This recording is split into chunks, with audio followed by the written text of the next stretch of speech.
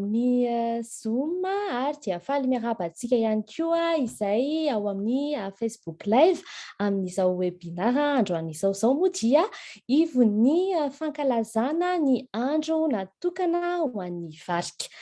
Maro ny vahintsika androany dia ny lohahevitsika androany dia izay ho zaraina amin'ny izao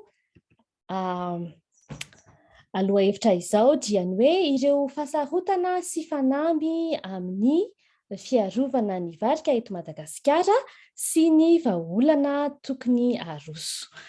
Alohan'ny ampahafantarana antsika hoe iza avy ireo vahiny izay resaka amintsika dia ampanao lafiny teknika vetivety aho androany dia webinara no ataontsika izany hoe ireo mpandray anjara sy handray fitenenana no hitantsika fa isika izay manatrika kosa dia afaka mametraka ny fanontaniana ao anatin'ny misy fenêtre anankiroa izay chat na conversation dia misy an'ilay Q&A io dia io afaka ametrahana androatana ny fanontaniana amin'ireo vahintsika.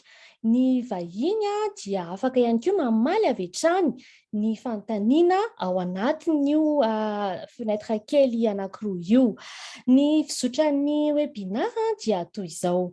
Isy ny fanontaniana izay ho apetrako amin'ny andiany voalohany dia amaly avetrany ireo vahintsika ao anatin'izany resadresaka izay dia afaka mametraka ny fanontaniana isika fa kosa ao aorianan'izay resadresaka izay no amaliana ny fanontaniana na eto amin'ny Zoom na ao amin'ny Facebook. Ny andiany faharoa dia mbola isy fanontaniana anankiray ihany ho apetraka ho an'ny vahintsika ao anatin'izay isy resadresaka dia iverina indray isika ao anatin'ny famaliana ny fanontaniana ao aoriana izay. Dia iroso avetrany isika amin'ny ireo fanoroana hoe iza avy ireo vahintsika androany izay isaorana betsaka ny amin'ny fanekeny izy ireo iresaka amintsika androany. Ao i Andriamatoa Julien Noël Rakotoarso izay tale jeneralin'ny tondra ara-tontolo iainana ao amin'ny ministeran'ny tontolo iainana sy fampandrosoana lovanjafy ho avy eo izy rehefa avy eo resaka amintsika. Ao ihany koa i professeur Jonar Tsimbazafy izay filohan'ny fikambanana GERP ary koa filohan'ny IPS na ny antsoina hoe International Primatological Society. Ao ihany koa i madame Maoul Ravalo Armanitra izay tale nasionaly ny fikambanana Spinal Foundation Madagascar, i Mialso Lucille Ravelo Armalala izay mpandrindra nasionaly ny Madagascar Wildlife Conservation ao amin'ny faritra arovana Alaotra.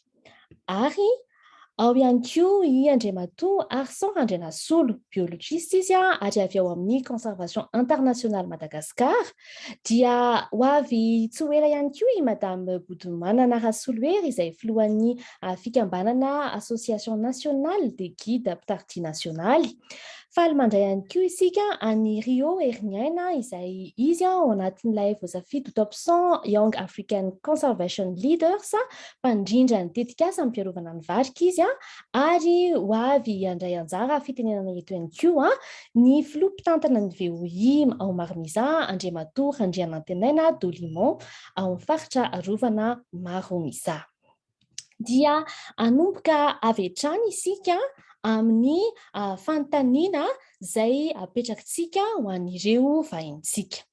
Ao anatin'ny fankalazana ny andro natokana ho an'ny varika moa isika izao. Maro isika ny mpiantsehatra ao anatin'izany fiarovana ny varika izany. Ny lohahevitra moa izay dinihana miaraka amin'ny ministeran'ny tontolo iainana sy ny fampandrosoana lovanjafy dia ny hoe ny varika tsy fihinana, tsy fiompy fa andry ny ala. Inona no tena fahasaharotana, inona aby ireo fanamby izay tsy maintsy atrehantsika ao anatin'izany hoe asa ho an'ny fiarovana ny varika izany. Ametsika fitenenana avy hatrany i professeur Jonar Tsimbazafy. Eny ary tompoko. Tsy makalana kely le mute professeur Jonar, azafady tompoko.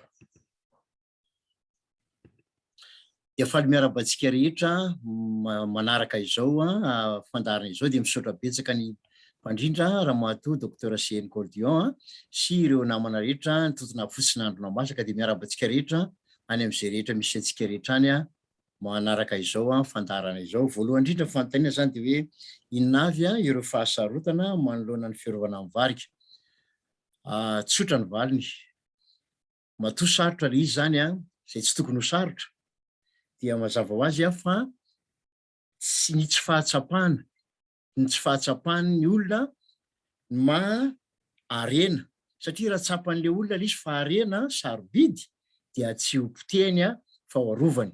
Ka inona ny anton'izay tsy fahatsapahana de ny anton'izay tsy fahatsapahana de tsy fahafantarana satria inona ny antony satria ankehitriny-tsika resahana le izy fa tsy tena misy rafim-pampianarana tena hoe mifototra mihitsy ny fampianarana ireo zavaboary biby sy zavamaniry any an-tsekoly.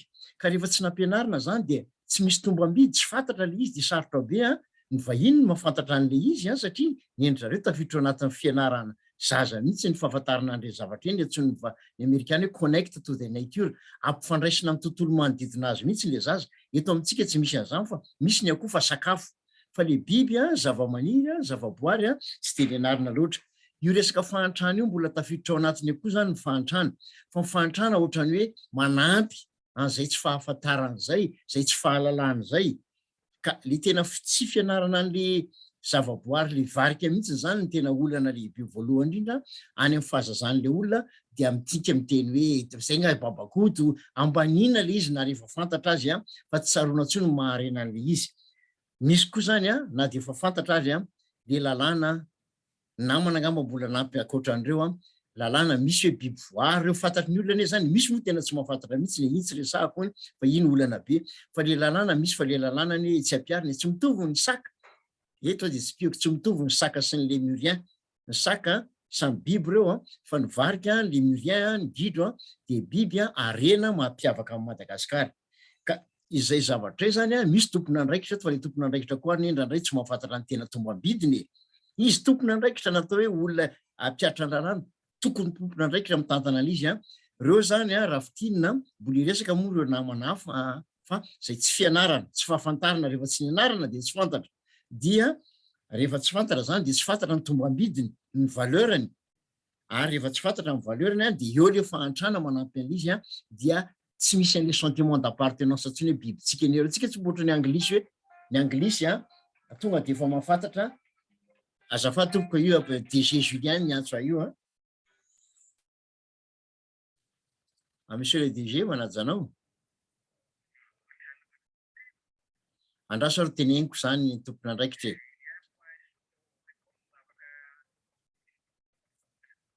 ia Julien point sous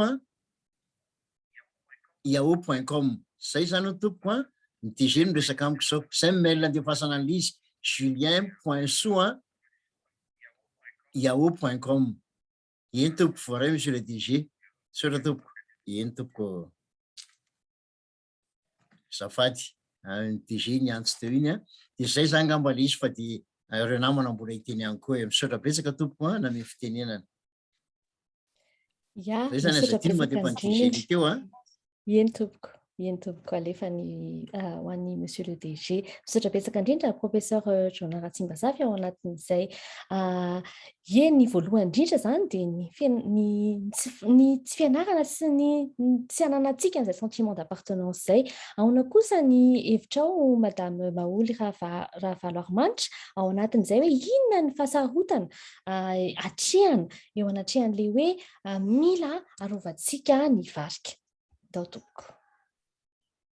Faly miarabantsika rehetra na mpikarakarana ny manatrika ity webinar ity ary misaotra be dia be antsika nanasa ny aspinal ho anisan'ny mpandray anjara atao anatin'ny ady hevitra satria anisan'ny tena mandray anjara tokoa ao anatin'ny resaka fiarovana varika ny aspinal.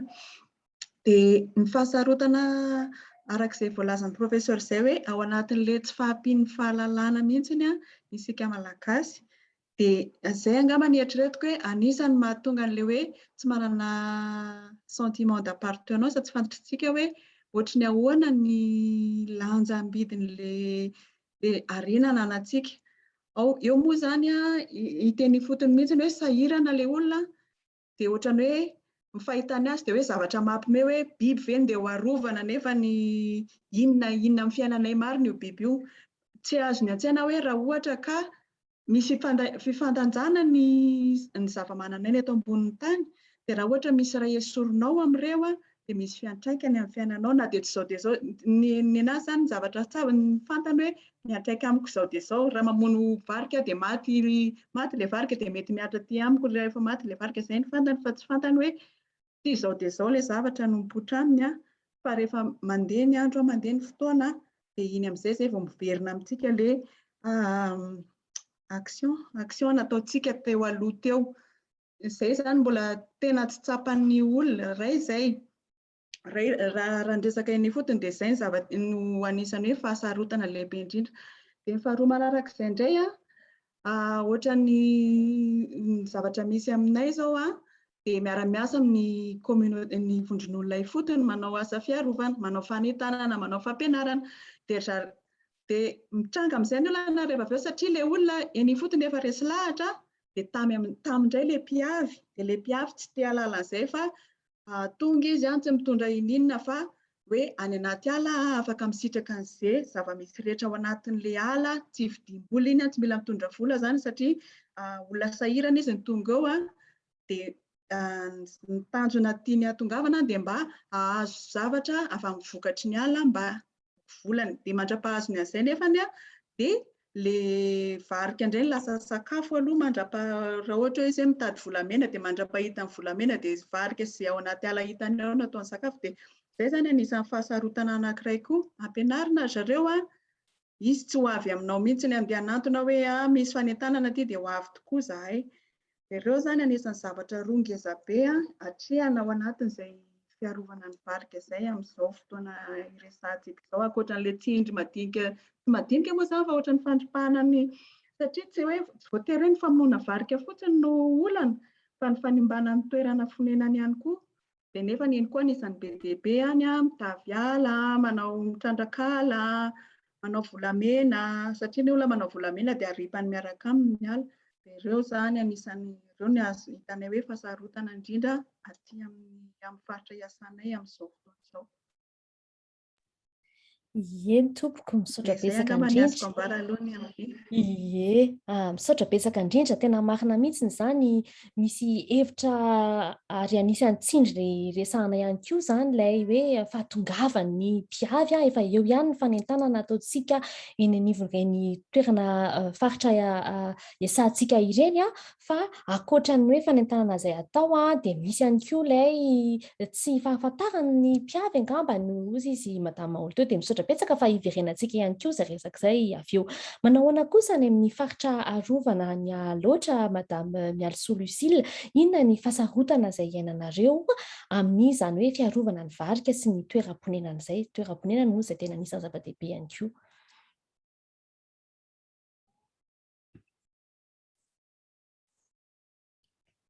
Maheno antsika ve madame Mialsou Lucille?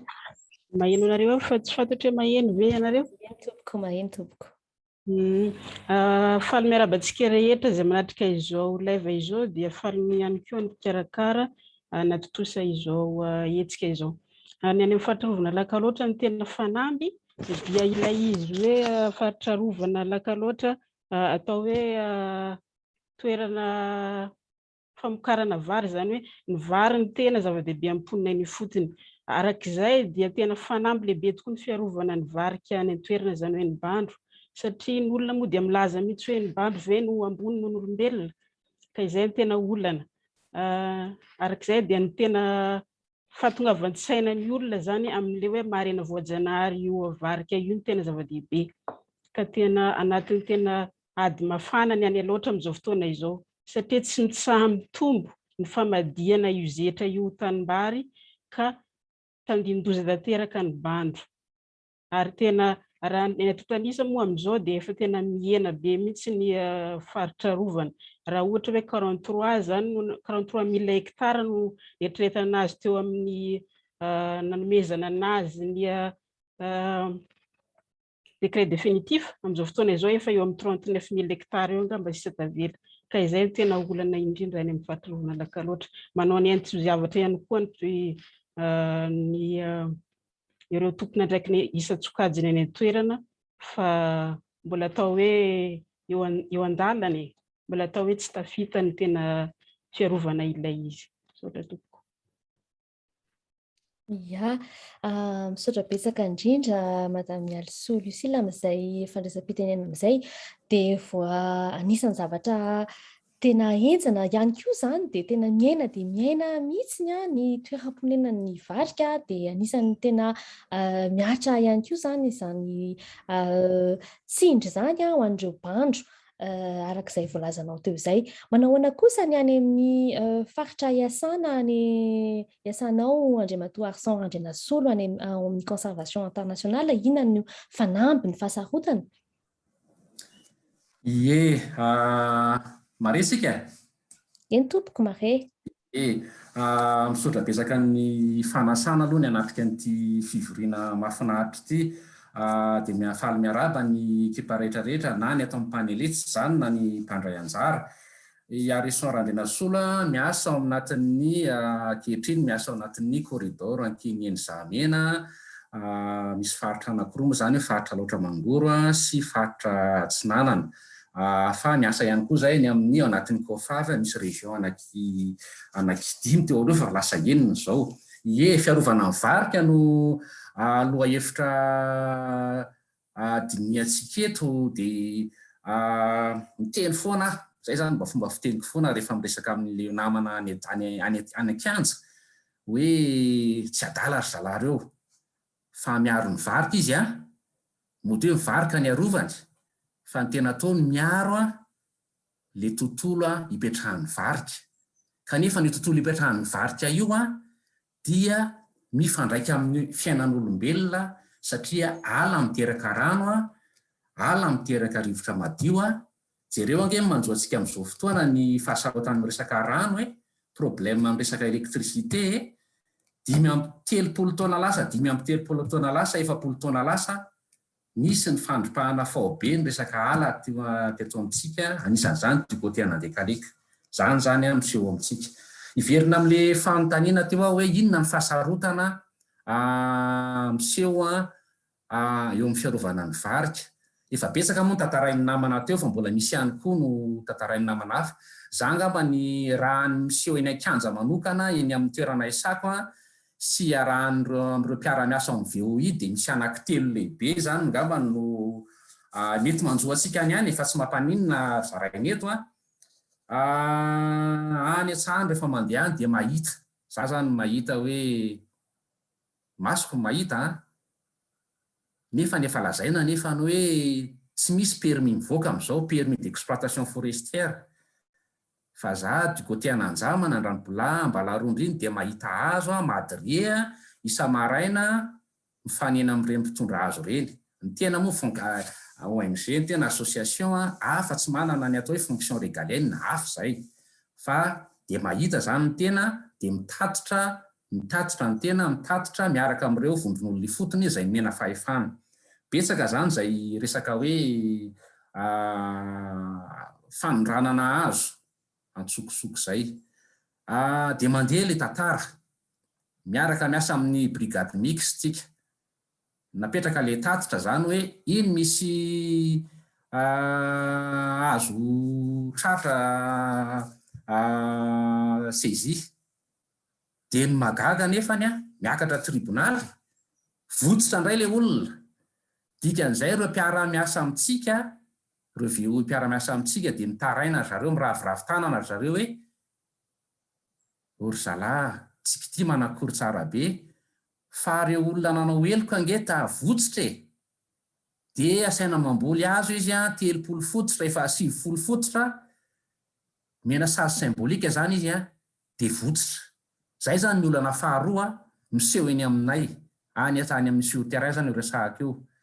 Olana fahatelo izay manahirana be amin'ny resaka fiarovana ity zany dia ny resaka intervention mazava loatra araka ny teneniko teo miara-miasa amin'ny resaka brigade zay brigade mixte moa dia misy ministera avy ao amin'ny ihany tontolo iainana, misy le antsoina hoe sefonaly ireo, dia misy ihany koa zany ny gendarme dia mety amin'ny VOI mazava loatra dia ny autorité locale tompo-tanàna, dia mandeha ireo manao an'ireny brigade mixte, mandeha mijery an'ireny mpanao heloka any anaty any an-tsaha rehetrarehetra ireny. Dia efa avy eo toy mandeha nitatitra miakatra any amin'ny nivoan'ny cantonnement zany na any nivoan'ny cadre ireny zavatra ireny eo indray mipetraka ilay olana fahatelo.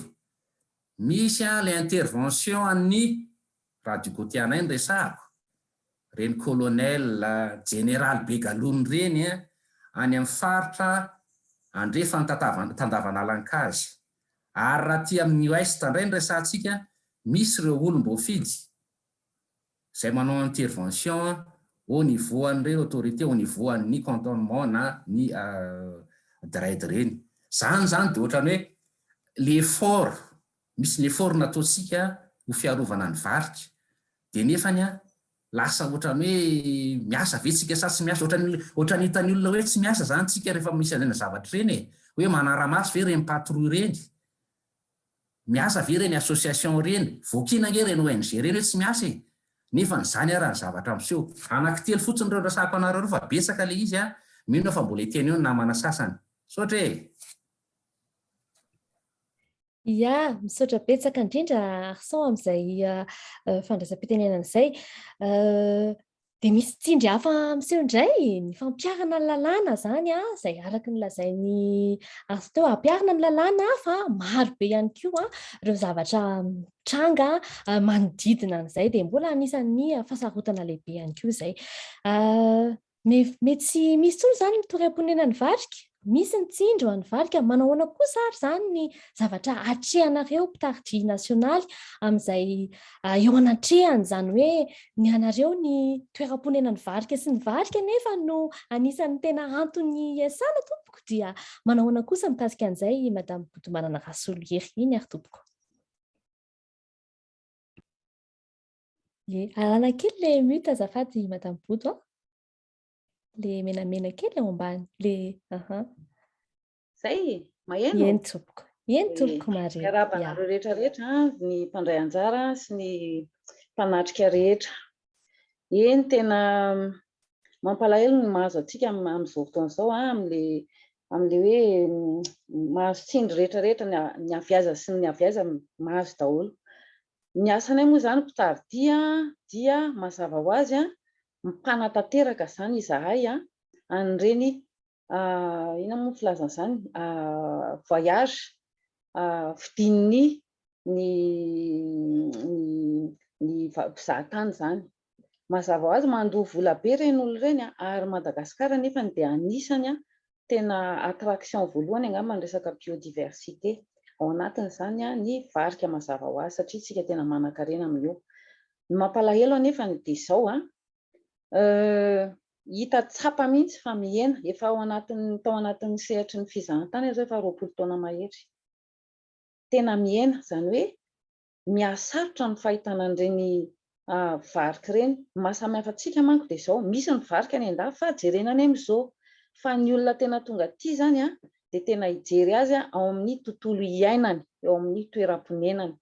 Zany hoe ireo varika ireo zany ny tokony ny ala, fa ianao mpitsidika toy antsika mpisaridia, toy antsika mpizahatany dia mpiavy avokoa tsika.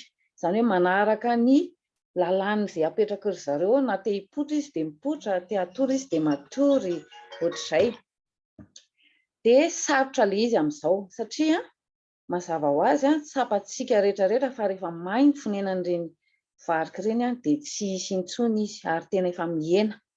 Ary rehefa mihena le izy zany dia menomenona ny mpizahatany rehefa ela be izy mandeha tongotra tsy mahita ohatra. Ary amin'izao zany ao anatin'izay roa taona nisy ny Covid izay zany tsy niasanay tena tonga dia tsorina, tena baraingo ngeza be ny atao anaty lohanay hoe mbola isy ve ny varika ho jerenay zany any amin'ireny valan-javaboary rehetrarehetra ireny. Mahazo tsindro isika araka ny teny namana teo hoe misy tsindry ary raha vao misy kely tsy fitezana dia manindry ary. Dia ny tiako tenenina zany tena tsotra hoe raha mba samy manao ny asany ara-dalàna isika dia taizana araka ny tokony izy koa ny ankizy voany fotony ho tiany atao hoe zavaboary arena tena reny ireo araka ny tenin'ny professeur Zoma.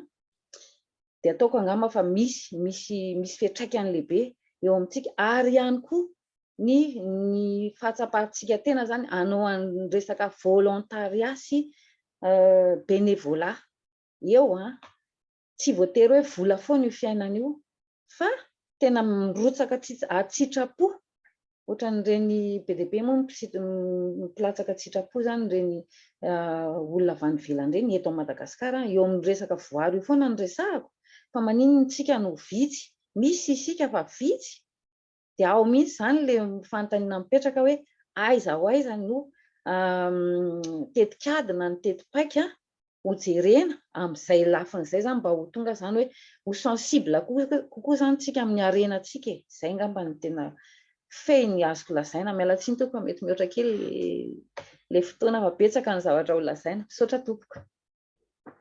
Ya, misaotra indrindra madame Body, tena marina dia marina izany. Le fitiavana, le fahaizantsika hoe tena atsika ilay arena, aiza ho aiza tsika ao anatin'izay zavatra izay. Marina ny tenao, vitsy dia vitsy sika.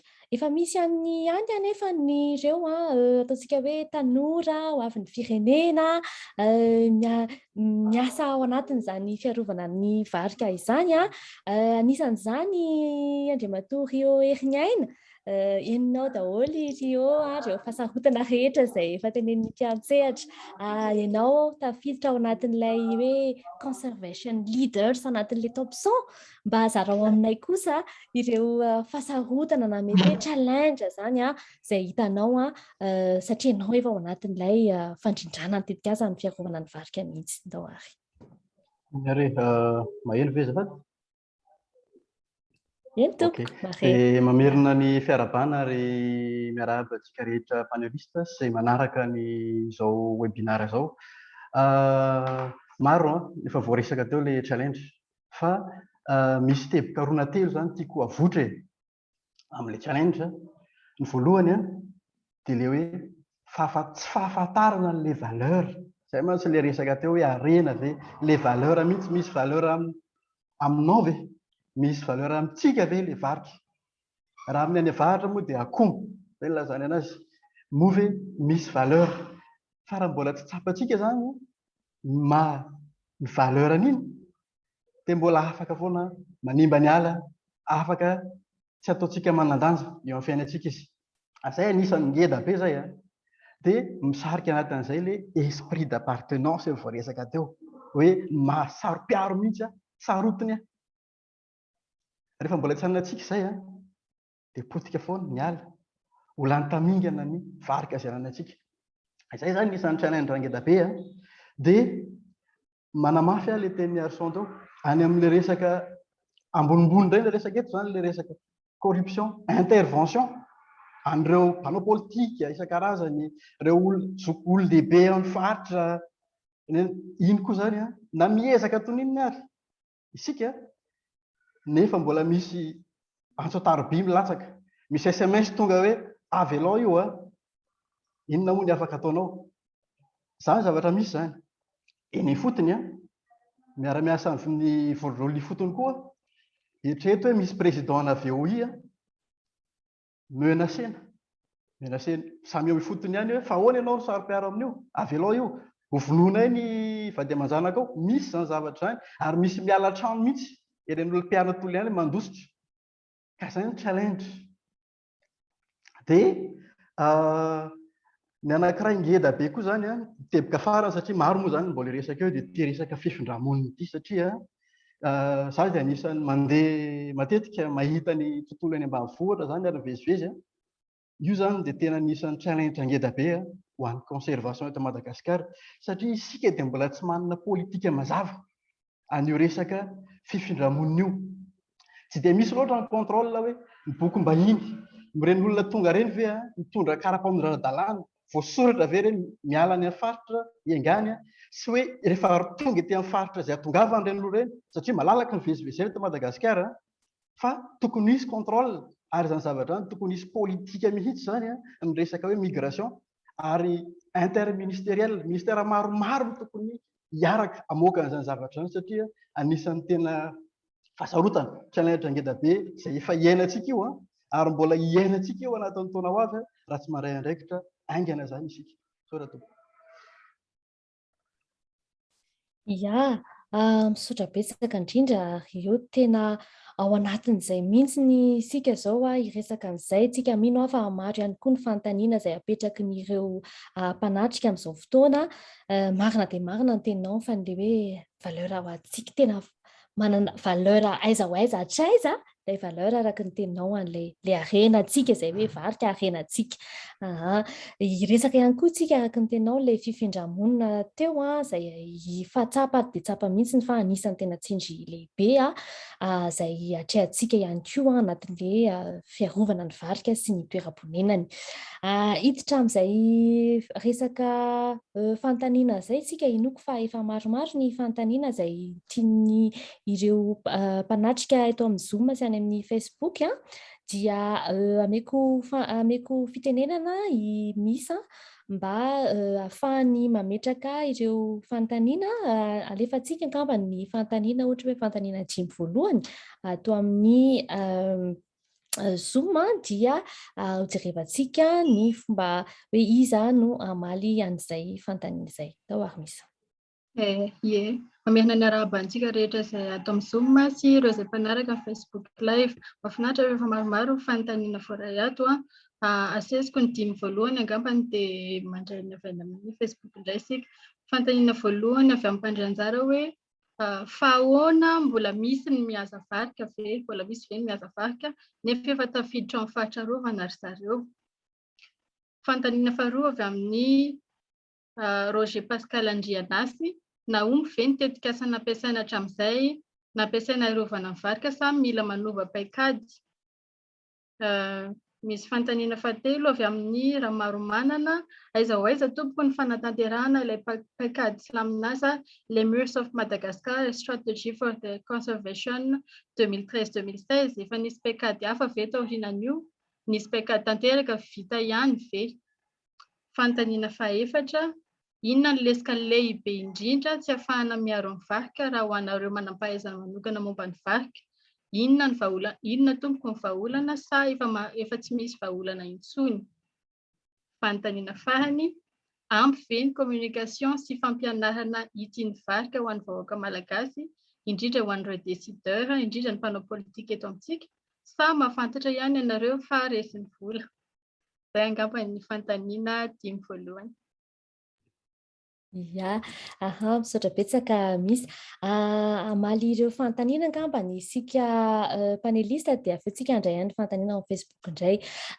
Mikasika an'ilay hoe fanahoana tokoa moa no mbola misy ny fiazana ny varika any amin'ny faritra rovana nefa hoe faritra rovana no anaran'izay.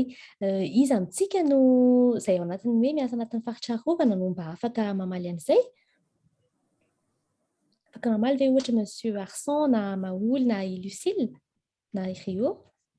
Samy afaka mamaly daholo tsika tompoko. Afaka mamaly daholo angambany. Araka ny teneniko teo hoe izay miasa any amin'ny faritra rovana kineny Zamena fantaniana mipetraka hoe fa maninona no mbola misy mihaza ny varika. Dia ny ankabeazan'le ohatran'ny avancé kely izy ny ankabeazan'le fantaniana teo misy fotoana sasany efa any amin'ny vahaolana tsy haiko efa any amin'ny tapany faharoan'ity fandaharan'ity ve izay zavatra izay dia hitanareo ihany ny fandalinana an'izy. Veriny eo amin'ilay fantaniana ka any amin'ny toerana alehako aloha izany dia misy tokoa ny fandrika lalialo moa ny fiantsoany zareo anazy misy karazany betsaka ny fandrika fa misy an'ilay lalialo angamba tena mahazatra antsika. Izay ilay izy hoe izay ny lalàna mipetraka hoe tsy azo atao ny mihinana varika, tsy azo atao ny mihaza varika fa misy foana zany ny mandika lalàna dia ny anjarantsika no misensibiliser, anjarantsika no tatitra an'izay zavatra izay eo anivon'ny fanjakana hoe taty amin'ny anina ohatran'izao toerana ohatran'izao dia nisy nahita lalialo izay anankiray mety ihanina nipetraka teo akaikin'ilay izy dia efa avy eo misy zany ny brigade mixte mitady an'iny olona iny rehefa avy eo. Zay angamba ny afaka teneny pasa mety mamaly kely angamba misy namana fa ihany afaka iteny rehefa avy eo. Eny tompoko. Iza no afaka hanampy an'izay tsika? Eny tompoko madame Maholy.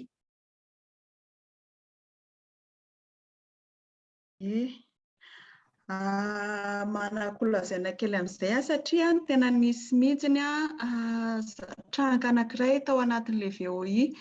Le vondron'olona fotony zany manana faritra tantaniny izy. Dia ao anatin'ny fepetra ahafahany mitantana mametraka an'ilay dinany ny amin'ny faritra iasanay le dina mila homologena ny amin'ny fitsarana. Izany hoe rehefa mivoaka zany rehefa eken'ny fitsarana le dina dia azo ampiarina toy ny lalàna le izy. Dia ao anatin'izay dina izay misy hoe tsy azo atao ny miasa avarika, ary ny lalàna malagasy dia milaza fa raha tratra miasa avarika dia sady mandola mandy, tsy tadidiko tsara izy teo mety iray tapitrisa angambany izay dia misy figadrana 5 taona na ohatra amin'izany. Dia na tratra tokoa le VOI azony sary le olona nihaza an'ilay varika dia notoriany zareo ilay izy nentiny tany amin'ny fitsarana hoe ity olona ity dia tratra nihaza varika tany aminay. Valiny amin'izay azony zareo izay varika koa ve. Dia mazava ho azy fa niravoravo tanana le VOI fa ahoana zany le lalàna zany ve zany atao inona. Dia izay valiteny zavatra ohatran'izay, zavatra sy ny tranga mitovitovy amin'izay maromaro mampatonga hoe na dia efa faritra rovana ary le faritra dia mbola afaka mandeha mihaza mandeha mihaza foana le olona satria rehefa avy eo izy misy mamaly hoe izay varika koa ve dia ampigadrana anagadrana olona na anenjehana olona ohatran'izao. Dia izay anisany hoe le tsy fampiarana le lalàna zany efa anisany tenen'ny Harson teo moa hoe eo le olana amin'ny fampiarana lalàna tsy miatra lalàna. Dia ozy izy le olona hoe ay ve zany ohatran'izany dia mahazo mihaza koa zany zay satria izay arany manana lalàna na azo valiny an'izay dia maninona izay tsy hihaza nefa ahoana izay hiaro nefa ny olona avy any ivelany andeha haka le biby ato aminay hihinana dia izay kosa mba tokony mba mihinana. Dia mazava ho azy fa mivandre le lalàna napetraka teo, le dina napetraka. Ia, misaotra betsaka, tena mazana tokoa izany. Manahoana kosa Rio nanangatana teo dia avy eo i Lucille, eny tompoko. Fa maninona no mbola misy mihaza ny varika? Ny antony aloha dia verina amin'ilay toerana misy tsy fahafantarana ny lalàna ao, narina tsy lalàna ary fa tsy mahafantatra mihitsy. Ny antony moa raha ny amin'ny toerana izay hita, ary izaho dia anisan'ny miresaka nanontany mihitsy zany ny olona eny fotony inona ny antony nanareo varika. Dia ny antony dia atao sakafo, hena.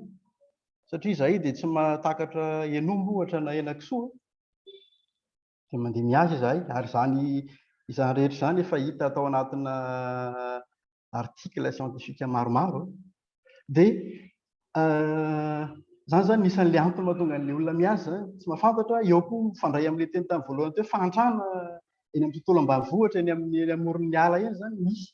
Dia tsy maintsy izay zany anisan'ny adidy sy andraikitra ireo isika zany mpisehatra hoe tsy mitsahatra ny manentana miaraka amin'ny fotony, miaraka amin'ilay tompona ndraiky fanjakana hoe mandeha mihitsy mitety ny vondrony ny amo isan-karazany mampivory ny fokon'olona fotony ary mitady vahaolana. Mba ho avy moa vahaolana rehefa avy eo resahantsika fa raha rehefa ety amiko zany izay ny hita ny antony mahatonga ny olona hihaza zany. Eny tompoko, misaotra betsaka. I Lucille, ahoana no hanampianao an'izay? Ya, le izy angamba hitovizana daholo ihany ny antony mbola mampisy an'ilay hoe fihazana ny varika io. Fa raha ny fatra loatra manokana moa efa nisy ihany ny fanadihadihana nataon'ny Madagascar voakajy teo aloha teo. Adiniko moa ilay taona nanaovana le izy fa izany hoe efa natao hoe tena tsy nisy mihitsy angamba ataoko hoe efa kely zany ny tahan'ilay fihazana tamin'izay fotoana izay. Fa tato amin'ny 2 taona 3 taona tato ato le izy ohatra ny verina indray na izany aza tsy dia tena hoe eny nahantra ny mponina amin'ilay resaka fiainana miaratsy fa ny tena ahitana an'ilay fihinanana an'ilay bandy moa zany matetika any anaty bara ny tena olana miny loatra iny. Ka amiko angamba tsy resaka hoe fahantrana no mahatonga an'ilay fihinanana le izy fa tsy fahafantarana koa angambany, mbola anatin'ilay hoe mila sensibilisation ihany koa ilay olona. Dia resaka fampiaran-dalàna koa tsy ampy. Zay koa angamba ny tena mahatonga le izy satria Misy ihany ny fahafantarana hoe ianina na niazan'le izy amin'ny daraba hoentiny any amin'ny bara na ohatran'izany dia tokony le fampiarana le lalàna zany tokony asiana resaka tsara amin'le izy. Misy tsao ihany koa zany amin'ny faritra loatra iny hoe ny fihinanana bandro dia mahela velona, zay koa zany ohatran'ny problème be koa eny amin'ny toerana misy an'ny fahatrovanalaka loatra ka mbola mampiraikitra ihany ilay fihinanana an'ilay variky. Misaotra tompoko. Ya, misaotra betsaka. I professeur Jona mana ao anatin'izay ihany koa, eny tompoko. Misaotra betsaka na amin'ny fitenenana ny angamba tsy hoe zava-baovao nefa tsindriko fotsiny le niteneniko teo hoe tsy fanomezan-danja an'le varika any amin'ny sehatry ny fampianarana manomboka any amin'ny zaza madinika mihitsy sy de mahatonga an'le olona zany tsy vaky lohan'le izy mahatonga zany tsy ampianarina dia tsy de misy lanjany zany ka le fanabeazana mihitsy zany hatramin'izao resahana fotsiny ohatrany hoe ny ONG na ny mpiaro tontolo iainana no miresaka an'le varika manao boky fa le raha fampianarana mihitsiny ary zay mihitsy moa mahatonga anay hoe ampianarina le ankizy mahita an'le varika makany anaty ala mba re mihitsy satria tokony programam-panjakana zany firenena rehetra ny mampianatra ny zavaboarin'ny tany aloha ary izy tsy mahay biby hafa fa le varika le biby arenany zay tokony fantany io ny tokony ianarana zay ny anankiray de mbola tsindriko ihany le teo de olona zany le fampiarana an'le lalàna eto amintsika miara-manaiky an'izany tsika miaina eto Madagascar tsy momba mivarika ihany fa ny eto amintsika ianao mampiatra an'le lalàna no ohatrandray notrany hoe n'olona dala. Inona moa dika zany raha feheziko zany de zao le volonté politique mihitsy zany hoe andao rehefa anao an'izao tsika de nandalo an'izao dolodolo na ry zareo roa andeha nandalo an'izao ny olona niompy an'le biby tany an-tranony fa rehefa niteny le filoha Kagame hoe biby tianareo de tatezanareo fa ny taranakitsika rahoana raha plus raha samy hitazona ny an-trano dolodolo tsika de mifampiresahana le izy de namerina ny olona sady natao sensibilisation resahana foana le sensibilisation conscientisation éducation fa ohatrany hoe tsisy vokany firy-polo taona venao raha mbola mampianatra an'izany foana ohatrany tsisy vokany ka le volonté politique mihitsy eo ampitondra rehetra zay mifanesy no etreretiko angamba fa tsy de matotra zay ny ilazako azy. Ya, misaotra betsaka professeur Jona. Alohan'ny hanomezako fitenenana ny accent sy maholy de eo ihany koa lay eo zany lay hoe fanabeazana, tsy fahafantarana ny lalàna, tsy misy ny volonté politique nisy ezaka be nefa navadry amintsika hoe andao anao an'le Lemur action plan, nisy an'le tetikasa tetikady de makina ihany koa ny fanontaniana mpijery hoe aiza ho aiza moa ary zany iny tetikady iny mety iny sa tsy mety aiza ho aiza mikasika an'izay de afaka sady manohy i accent no raha afaka manaly koa izay fanontaniana izay raha ohatra hoe misy amalina azy eny tompoko. Ie, sotra betsaka sy eno sady analy no anohy an'le fanamariana teo hoe aiza ho aiza tsika amin'ny resaka Lemur action plan na omby ve sa tsy naomby mandeha ve niasa sa tsy mandeha. Za manokana moa zany de se référé amin'ny iny Lemur action plan iny ny activité-ako vitsivitsy se référé amin'iny zany ny vitsivitsy mbola ho resahantsika ihany rehefa avy eo fa ny tena tiako resahana zao de miresaka fampianarana. Ho anay manokana nataoko manokana moa zany de niara-miasa tamin'ny ministeran'ny fampianarana, misana fampianarana. Misy mpiara-miasa misy entité anankiroa fampizarana ihany le izy satria mety mahasoa antsika zany misy entité anankiroa misy hoe projet globe zay ao de misy an'le hoe DRMC direction de l'éducation et de inona civisme moa izy zay reo zany niara-miasa tamiko de ny fototra manokana zay amin'ny zay zany l'esprit tena la base mihitsy zany le izy hoe fampidirana ny resaka varika ao amin'ny taranjam-pampianarana. Itsika ONG, tsika association, tsika tsy fanjakana. Noho izany tsika tsy afaka ny anova programa hatreto alohany fa itsika kosa dia afaka miintegre ny resaka varika ao anatin'ny taranjam-pampianarana rehetrarehetra rehetrarehetra ho iaho. Zay zany nataonay teo anivon'ny CEG sy ny EPP du côté Ananjamana Andranobola Ambalarondro. Ohatra anankiray, manao calcul ny ankizy, babakoto ray ampina babakoto rory, zareo mame firy babakoto firy ah. Ohatra anankiray zay. Manao resaka matière malagasy tsika. Raha ohatra misy miteny hoe mitsambikina ny babakoto. Ataovy tsodrafo zay na mivadidrafo hoe ny babakoto dia mitsambikina. Ohatran'izany zany le izy. Dia fampizarako ihany ity zavatra ity zay tena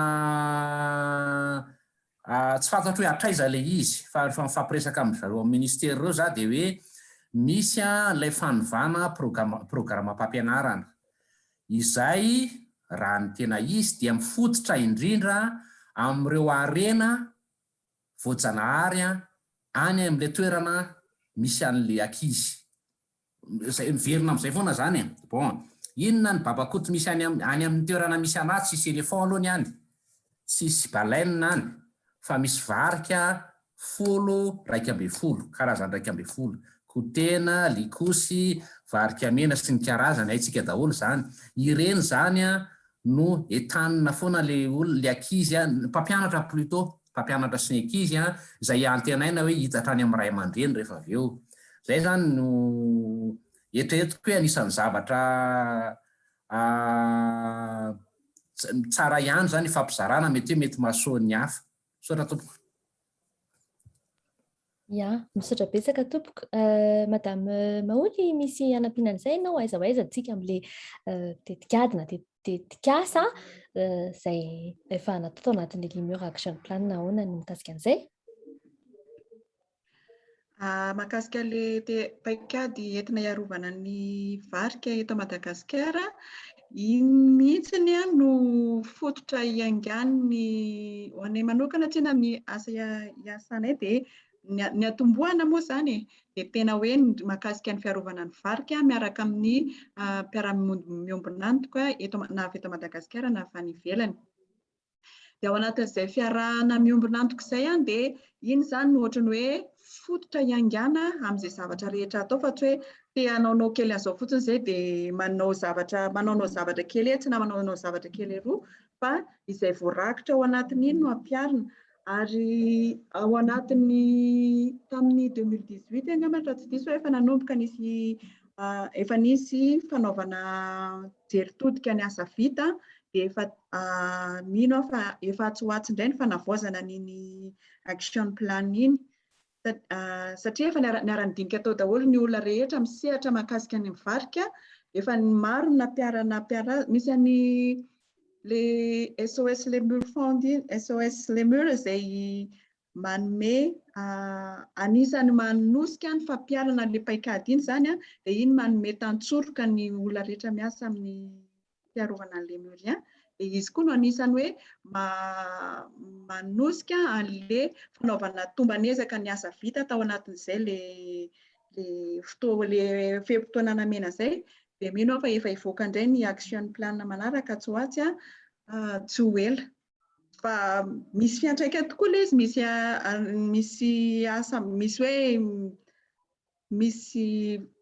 misy résultat azonao zany, fa tsy voatery hoe tena hoe 100 isan-jato dia azonao tokoa le vokatra tianao hotratrarina, fa ny resaka asa fiarovana eto Madagasikara tena mbola lavitrezaka, tena tsy vita ao anatin'ny hoe 5 taona na ohatran'izany, fa nefa kosa ny ao anatin'izay anao matozy mbola tsy kivy hatreto aloha dia mba mahita hoe misy mandroso ihany ilay izy, fa ny fotoana no mbola ilaina ao anatin'ny fampiarana azy. Dia izay angamba ny azoko ambara mahakasika an'iny. Eny tompoko.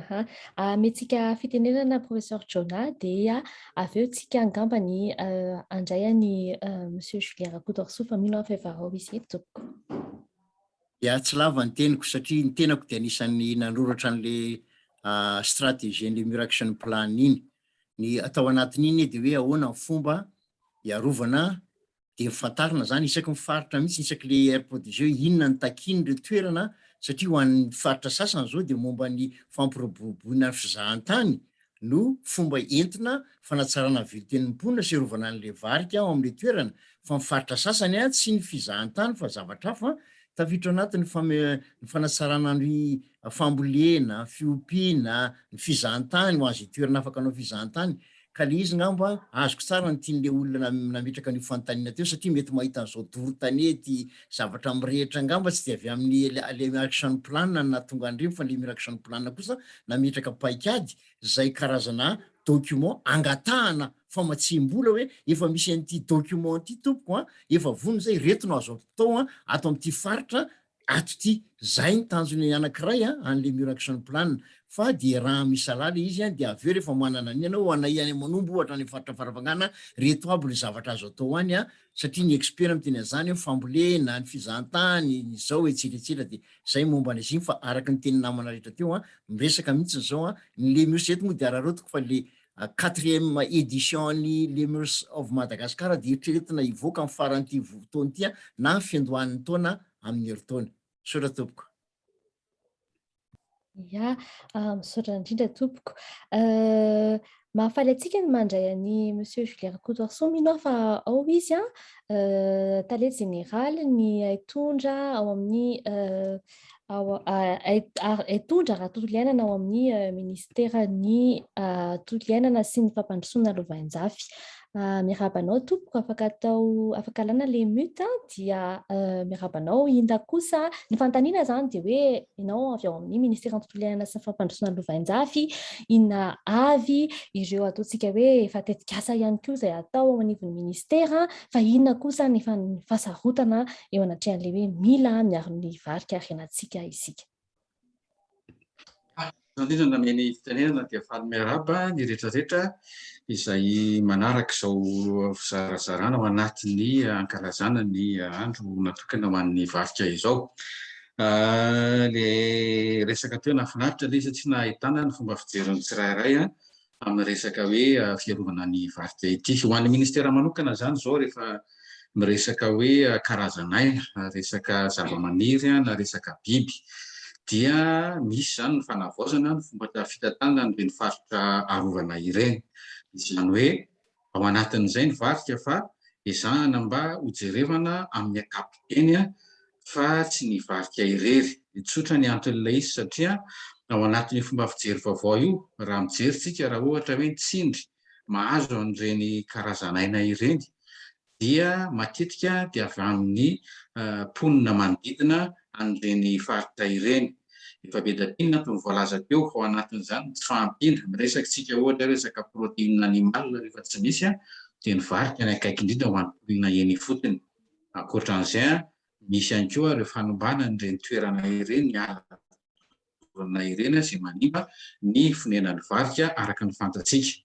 Ao anatin'izay ny ministera ny tontolo iainana sy ny fandrosoana lovain-jafy dia nametraka fanavaozana mba tsy ho sarahana ao anatin'ireo karazanaina ny olombelona. Izany hoe rehefa manao fitantanana faritra rovana dia tsy le ataontsika hoe le fitantanana ara-teknika le faritra rovana sy ny fitsirihana sy ny fiambinana fa indrindra mivelatra amin'le drafim-panajariana ny tontolo manodidina sy ny ala. Izany hoe planification territoriale complet ao anatin'le tontolo manodidina mihitsy dia tafiditra ao ireo toerana ivelan'le ala ireny ka misy amin'ny toeram-pambolena sy fiompiana izay jerena manokana ny fanohanana azo entina amin'ireny mponina manodidina ireny. Ny tanjona zany dia hoe mba ahena le tsindry mivantana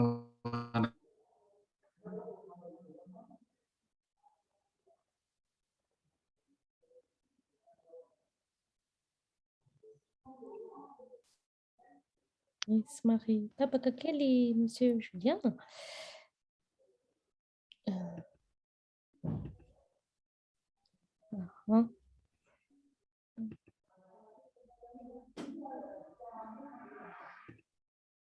Eny tompoko mbola marianao zay Monsieur Julien.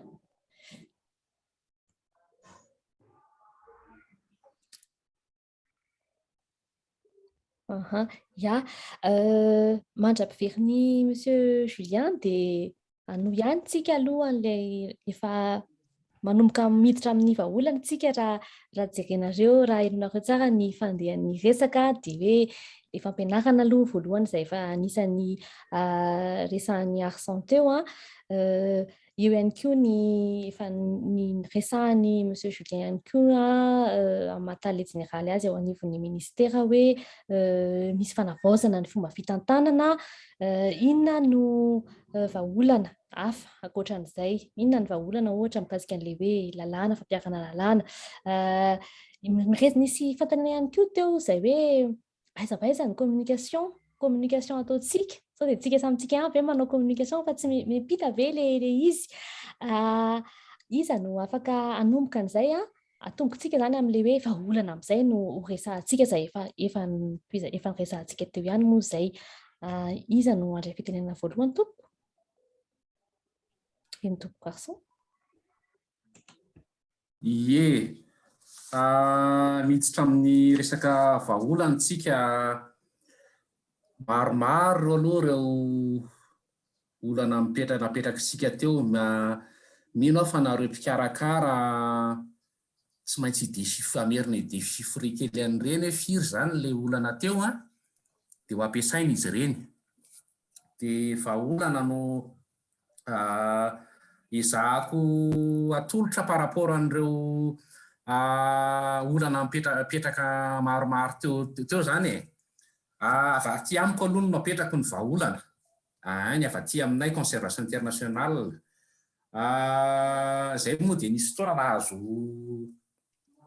financement efa nitenen'ny maholo teo hoe avy any amin'ny SOS Lemur fa avy any amin'ny GCF Green Climate Fund ho fitantanana ny alatsinanana no vainjafy, izany hoe ny corridor Akininy Zamena sy ny corridor Ambositra Vondrozo.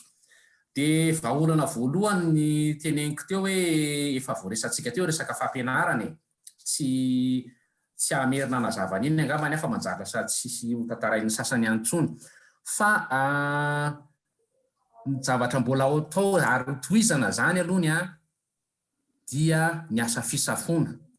Ny asa fisafoana izay ataon'ireo patrouilleur, satria reny patrouilleur reny mahita nitsindry any antsefatsefany rehetrarehetra any. Misy alohan'izay aloha tsy maintsy misy mifanofanana an'ilay patrouilleur dia efa avy eo ny patrouilleur miasa any anaty ala any. Tsika rehetrarehetra mahalala an'izay. Dia ho tohizana eritreretiny hoe tsara angamba izay zavatra izay dia ho tohizanay zany izay zavatra izay.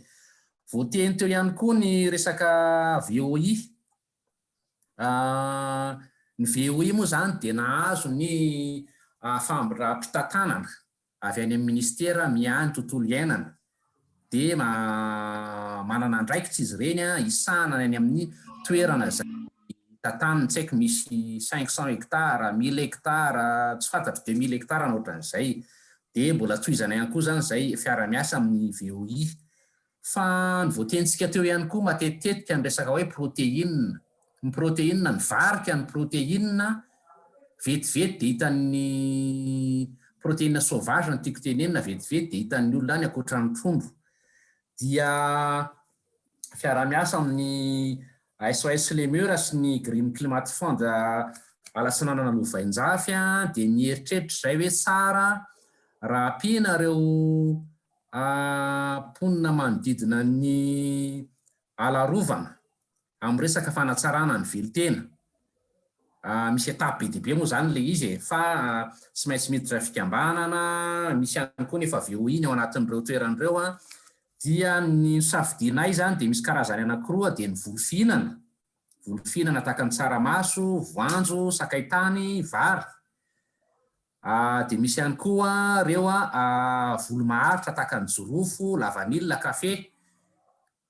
Ireo moa zany ilay hoe tsy hohanina zao fa mifaritra sasany amin'ny asanay angamba zao mety afaka 3 taona any mety ho lasa anisan'ny mpamokatra jorofo betsaka indrindra. Tsy hoe betsaka indrindra moa fa anisan'ny mpamokatra jorofo fa le volo-fihinana aloha zany tsy avela ihany ireny zavatra ireny. Hatreto zany amin'ny tokantrano 9,000 any zany rehefa nataonay hatreto mba fampizarana ihany izay zavatra izay. Zay ny avy aty aminay. Fa misy ihany koa izay ho andrasantsika avy any amin'ny fanjakana. Zaraiko anankiroa ilay avy any amin'ny fanjakana. Satria ny fanjakana naveriko foana manana ilay atao hoe fonction régalienne. Izy ny mpampiatra lalàna, izy zany tena ivavahantsika izy amin'ireo asa anampy antsika amin'ireo asa fiarovana ny variky. Asa mety renareo angamba ny tatoato zay za zany manantena be zay zavatra zay misy an'ilay kabary nataon'ny ministra ny fitsarana misy ministra ny fitsarana vaovao mikasika ny hoe fandiniana manokana an'ireo resaka crime environnemental resaka le tantaraitsika teo aloha teo reo corruption resaka mikasika ny environnement dia mino fa mety atsoatsy mba mety tsosahirantsika mpiaro ny tontolo iainany reto fa mba mety emora zany ny asantsika raha mahatongo ministra amsahana ny tontolo iainana moa dia napita foana teo ny resaka hoe zéro tolérance ary efa nampitaina ny fampizarana tamintsika ihany koa ny numero an'ireo tompon'andraikitra any amin'ny faritra rehetrarehetra any mety hoe hanampy antsika amin'io resaka io. Zay ngamba ny vahaolana vitsivitsy avy aty ampy misy anankidimy ireo teneniko teo reo manantena zany zay resaka d'ailleurs isy atelier be mihitsy nandritra ny 3 andro teo ngamba voatapitra voamaly resaka ny zéro tolérance zéro sy resaka fitsarana io zay mino fa olana betsaka niseho tamintsika tany rehetrarehetra tany. Misaotra tompoko. Misaotra betsaka tompoko. Somary tapaka kely Monsieur Julien teo tsy haiko raha afaka mamerina afaka mandray fitenenana Monsieur Julien ao anatin'izay koa moa misy an'ireo fampanantenana avy amin'ny fanjakana tompoko dia eo resahana ny tolérance zéro manahoana mikasika an'izay tompoko. Raha tsy ny fatapahana no ny lafiny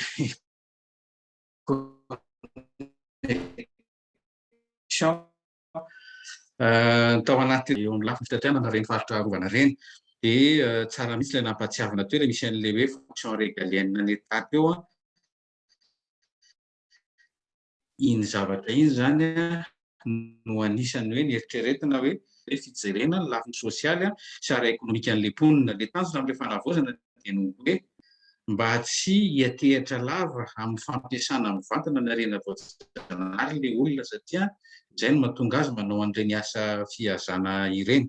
Ny tsara ifampizarana amintsika tsy inona ny eo anivon'ny fanjakana raha oharina amin'ny firenena teo akaikitsika indrindra la réunion zao dia ny asana mpiaro ala lehibe ny ala roanjato any amin'ny zareo ataon'ny olona ray aty amintsika raha ny velarana tsy maintsy sahany ny dikany izay le tsy fahafahana tena hoe anao fitsirihana ataontsika hoe tena mahafeha ny velarana tokony hojerena ary izay indrindrandrindra no mahatonga an'le hoe mila vahaolana maharitra dia ny vahaolana maharitra dia ny hoe fanapahana an'ilay fianteheran'ny mponina manodidina amin'ny faritarovana. Napetraka zany zao an'ireo ataontsika hoe mpitantana faritarovana reny na le gestionnaire le hoe manao karazana drafi-panajariana ankapobeny ny tontolo manodidina rehetrarehetra fa tsy le ala fotsiny mba izohinany hoe aiza ny anaovana andro asa-pamokarana mba ahafahan'le olona mampiena an'le filana mivantana izay ny anterina tamin'ny faritra ala. Ao anatin'izay ataontsika hoe dafitra izay no hijerevana ny mpiara-monina afaka manatanteraka ny fanampiana amin'ny fanaovana asa-pivelomana an'ireny faritra ivelan'ny faritra rovana ireny. Tafiditra ao anatin'izay le resaka fijerena manokana ny toerana tokony hipetrahan'ireny findramonina izay marihana fa malagasy miaraka amintsika ihany satria noho ny tsy fisian'izay dia ny mora indrindra dia miditra any anaty ala manao fandoroana manao fambondena rehefa misy fandoroana dia mazava ho azy fa tafiditra ao ny resaka zava-mananaina resaka biby mety tafiditra ao koa ny fitadiavana hena amin'ny alalan'ireny fiasana varika ireny.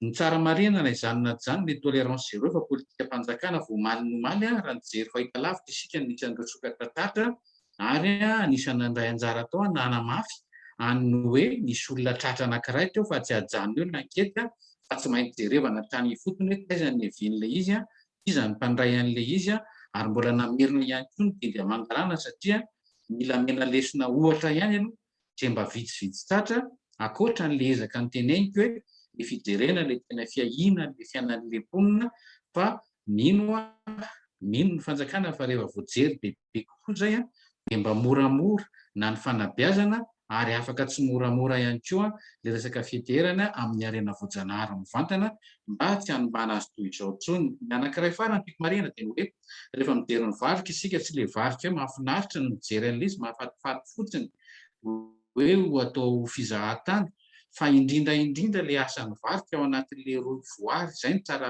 fiaina angamba amin'ny fanabeazana hoe eo le izy hoe mahafinaritra jerena fa le asany ao anatin'ny fanampahariahana an'izao ataontsika hoe ambio-kanaly izay anisan'ny zavatra goavana amin'ny fanarenana le faritra ireny satria rehefa mipetraka ny ala misy ny loharano, rehefa misy ny loharano afaka manao fambolena ny mponina, afaka mampiasa ny rano koa amin'ny rano fisotro sy ny zavatra izay ilana azy. Dia izay angamba ny arotina amin'ny vanim-potoana ohatran'izao mba mierimberenana an'izay hoe le fijery mivelatra amin'ny fijerena mponina, le fijery mivelatra koa hoe tsy resaka karaza-manan'aina fotsiny jerena fa misy ihany koa ireo ataontsika hoe anjara asa ara-ekôlôjika n'ireny singa rehetrarehetra ao anatiny roy voary ireny. Mankasitraka indrindra. Mankasitraka indrindra Tale. Miverina matetika ny hoe velotena, miverina matetika zany ny hoe fijerena an'ireo mponina eny fotony mihitsiny. Asa manana anampian'izay ve ry ohatra nanangan-tanana ianao teo dia afaka misy manampy ihany koa isika, afaka manohy amin'ny fanontaniana hafa ihany koa isika rehefa avy eo. Dahoary.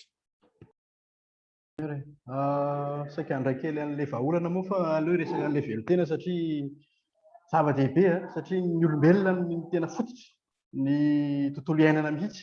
Tsy afaka resaka ny tontolo iainana zany tsika raha tsy hoe ny olombelona. Dia anisan'ny tsy maintsy ampiana zany ireny dia anisan'ilay fampizarana moa satria misy fanontaniana ao zany hoe afaka mba mpifampizara ve ohatran'ny izahay zao dia miasa any amin'ny VOI zany any Mahatsara eo akaikin'ny Andasibe ampita Mantadimy zany izy io ala eo amin'ny 612 hectares eo zany dia miaraka amin'ny VOI Tamamify dia ankoatran'le hoe mandeha manao fisafoana voalaza teo zany dia manao pépinière zany ary karama ireo mba hisy vola miditra zany, hisy tombontsoa vantana azon'le olona amin'le fiarovana tontolo iainana. Dia ohatr'izay koa ny patrouilleur zany dia misy koa ny velotena izay niarahana tamin'izareo hoe karazana velotena inona. Dia ny fiompiana tantely zany zao ny anankiray ihany satria tsy lavitry ny ala. Ny fleur zany misy foana dia manao ny fiompiana tantely zany zao izay ihany dia misy mizara russe ho an'ny olona dia manao an'izay zany ny olona anisan'ny hoe fanampiana velotena ny olona mba tsy hoe hiankin-doha zany amin'le ressource naturelle zany. Dia misy fanontaniana ao zany anankiray tsongako hoe inona ny zavatra anisan'ny fampizarana mahafinaritra. Ny azy zany hitako hoe rehefa ilay olona avy nikapa na ilay olona avy niaza no lasa mpiaro dia izay dia ohatra ngeda be amin'ny fiovana satria izany zany efa hoe changement na comportement ngeda be zay. Izay angamba ny amin'ny vety amiko fa mbola misy namana nampy rehefa avy eo. Merci. Misaotra betsaka indrindra Rio. Mialso Lucille tanenanao eny tompoko. Makasika an'ilay hoe resaka velotena ny mponina ny fotony, resaka ny durel wildlife conservation trust fa zareo efa tena be dia be mihitsy ny projet makasika an'izay zavatra izay ny toerana zareo moa no promoteur ny ara-protéger la calotte dia manana hatramin'ny hoe fampianarana ny olona ny teknika fambolena vary amin'ny mazaka ny fiovaovan'ny toetrandro mihitsy ry zareo dia mizara ireo masom-boly voafantana mazaka toetrandro miovaova zany. Dia ny tiako lazaina amin'izay mba tsy hanitaran'ny olona n'ilay fambolem-bary any anaty zetra zany tanjona amin'izay. Ny ampahany ihany moa zany fa tena be dia be fa amin'ilay mahalehibe an'ilay faritrarovana koa moa zany dia tena mbola mila ezaka ihany ary engany mba hitohy ihany ny ezaka ataon'izy ireo fa tena tsy mikely soroka ry zareo. Dia amin'ilay resaka vahaolana indray no tiako tsindriana koa fa ny resaka sensibilisation zany mila mafisina ihany koa ny durel sy ny SOS Lemur efa niaraka taminay Lemur Conservation Network koa efa nanampy ihany koa amin'ny fizarana an'ilay fitaovana entina manao sensibilisation fa mila mafisina arak'izay koa ny communication mila mafisina ihany koa. Tamin'ity taona ity moa ny atao amin'ny DRED dia tena nanao haintsozavatra ihany koa amin'ilay resaka état des lieux nijery teny fotony mihitsy ry zareo hoe inona no tena zava-misy miresaka amin'ny VOI sy ny tompon'andraikitra ny fotony amin'ilay resaka hoe inona ny tokony ho atao mba hialana amin'ity olana tsy mety mitsahatra ity amin'ilay fahasimban'ilay zetra.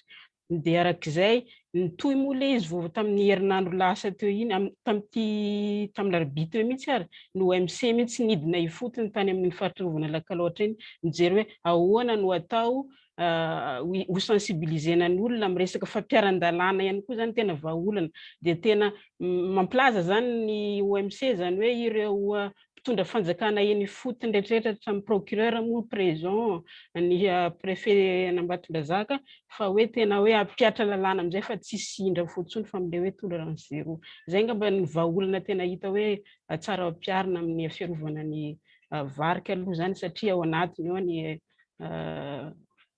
rehetrarehetra zany satra tompoko. Misaotra betsaka tompoko professeur Jona. Misaotra betsaka tompoko amin'ny fitenenana. Angamba tonga dia tambatra ny hoe vahaolana sy le velontenan'ny olona.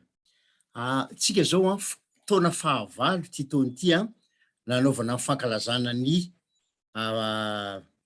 dian'ny varika maneran-tany na festival mondial de lémuriens taona fahavalo. Raha ny eritreritra tamin'izany hoe tanomboka an'le izy efa tsy isy tsony ny fihazana biby aty amin'ny taona fahavalo. Mbola misy ny fihazana biby amin'izao fotoana zao mbola mipetraka le olana. Inona ny dikan'izany?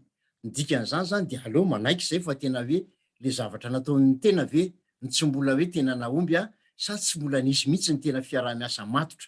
Raha vahaolana amiko dia efa de le velontenan'ny olona reny mantsy tafiditra ao anatin'le fezina amin'ny zavatra roa dia misy ny vahaolana dia misy le antsoina hoe karaoty ary misy le antsoina hoe kobay. Reo karaoty sy kobay ireo miaraka ireo satria sao dia mita tentsika fa tany Afrika rehefa nieritreretina le hoe velontenam-ponina dia nampiana ary le olona dia niova tokoa ny velontenany dia rehefa nahazo vola izy inona nataony basy no mividiany satria efa natakatra mividy basy izy. Zany hoe le toetra mihaza mbola teo aminy ihany satria tsy nanaraka niaraka tamin'iny le fampiarana ny lalàna sy le fanaovana ny éducation tena mahery vaika izy le tena manara-penitra dia nahazo vola tokoa izy fanatsaraina ny velotena fa basy no mividiany taloha nefa le famandriana kely le traditionnel ka mila mitandrina amin'izay fa tsy hoe mety ny velontenan'le olona dia mipetraka tsy aza ntsony izy tsy mandeha ho azy ohatran'izany io ka io olantsika io ny tsy olana eto Madagascar fa ny firenena maro ny atrika an'io daholo fa maninona ny olona sasany no afaka namahany olana fa itsika eto Madagascar mbola taraiky ohatran'izao foana satria ary io le tsy piako hoe ninona vahaolana rositsika eto rehefa tsy misy ny volonté politique ny vahaolana ny fantatra ny solution io multidisciplinaire atsarao velontenam-ponina atsarao sekoly ianarany atsarao fahasalamany atsarao dia ampiariko ny lalàna zany vahaolana tsy misy zavatra hoe formule be tena hoe tadiavina tsy zakany loha io tena vahaolana misy fa le volonté politique le ampiatra n'le lalàna kosa zay no ngatana fa raha iresaka eto atsika amin'ny herintaontsika iresaka ohatran'izao amin'ny roa taona afaka 5 taona fihazana varika mbola isy eo foana ka zay zao tonga dia nanao anankiray tamin'ny roa taona dia nanao an'izy ity maninona ny olona rehetra na io Ethiopie io ary ny azy ny impalany azy ny biby ny any Sénégal inona ny azy ny emblème ny lion indomptable ny andry zareo ivoiriana ny éléphante ny américaine biby endémique anazy io bold eagle io ny olona rehetra zany zay biby ananany zanatany eo aminy no atao logo ohatra ny atsika omby jerevy ny origine omby io tsy endémique Madagascar na baria na bombivositra ninona itsonao azy tsy endémique Madagascar tsika eto no fandokandoka fa ny olona rehetra zay dia efa tarafana ny république ary omby zay zao dia nanome sosikevitra zay ty misy an'ity sary ty io le an'ny gendarme logo an'ny gendarme le ho an'tandrazana reo efa misy sosikevitra fa lémurien manino io rasoloana an'le biby mampiavaka anao amin'izay reo nanao sosikevitra zay any amin'ny gendarmerie ny olona rehetra ne tsy hoe tsisy ty omby ny any Afrika ary ne misy ivavahany ny omby amin'zareo indianne dia ao anatin'ny fivavahany tsy malagasy rery manao omby ao anatin'ny culturany hoe omby sakafo sady ankolontsaina tsy nkolontsaina malagasy rery amin'ny omby ao Afrika rehetra io manao ny omby dolodolo fa ny antsika zany ajanona amin'ny tsy biby tsika zany dia efa misy fiatraikany fa dia omby gidroko ina moa ndrarina ny gidro dia ohatran'izany koa ny université an'Antananarivo ohatra zay dia nanao an'ity tsy misy omby any amin'ny université fa ny logo any université an'Antananarivo tompoko omby tsisy omby any amin'ny université an'Antananarivo dia efa nanao sosikevitra hoe manino raha ovaina lémurien io no mba mampiavaka anao na dia zany zavatra mety ataon'ny olona hoe zavatra kely fa mila fahasahiana zany mila fahasahiana dia averika any le teo ny brésiliana taloha ny valopolo isan-jaton'ny olona dia nyaina amin'ny vantana amin'ny fampiasana an'le ressources misy dépendance directe fa inona nataondrareo ny angovo ohatra raha eto amintsika zafy miteny foana na ahodina tambary azy ny 27 Madagascar ka raha amina 1 tonne na 2 tonnes par hectare mbola antitra eto foantsika maninona ny olona mahavita 10 tonnes l'hectare na 8 tonnes l'hectare. Ny dikan'izany zany de izao ny fambolena robonao fa ny teknôlôjia ampitomboy vokatra fa raha io foana ikapahala itavy tsy ampy ny tany de mampamangetosika ka izany zavatra zany zay le ataoko hoe multidisciplinaire atsaraina ny velotenan'le olona fa atsaraina koa ny fambolena tafiditra ao zany ministera ny fiompiana sy ny fambolena dia eo le hoe fizahantany zay moa de nanao le ampitomboy arovy sivy-piambona ohatra ny mena be io zao io na asianao zandary misaky ny elakelan-trano ary za tsy hiditra amin'ny resaka politika fa kosa le présence permanent am'le toerana arovana tokony atao iny antanina vola be fa le mpangalatra ny mivantara tsara mihitsy nareo vina ahoana ny fizahana le biby ka fampiroboroboana fizahantany anisany anankiray ihany koa satria le olona rehefa matsapa hoe mampidibola mivantanao aminy zany ny fizahantany tsy misy olona daly eo ka biby mampiova ny fiainany de andeha ho vonoiny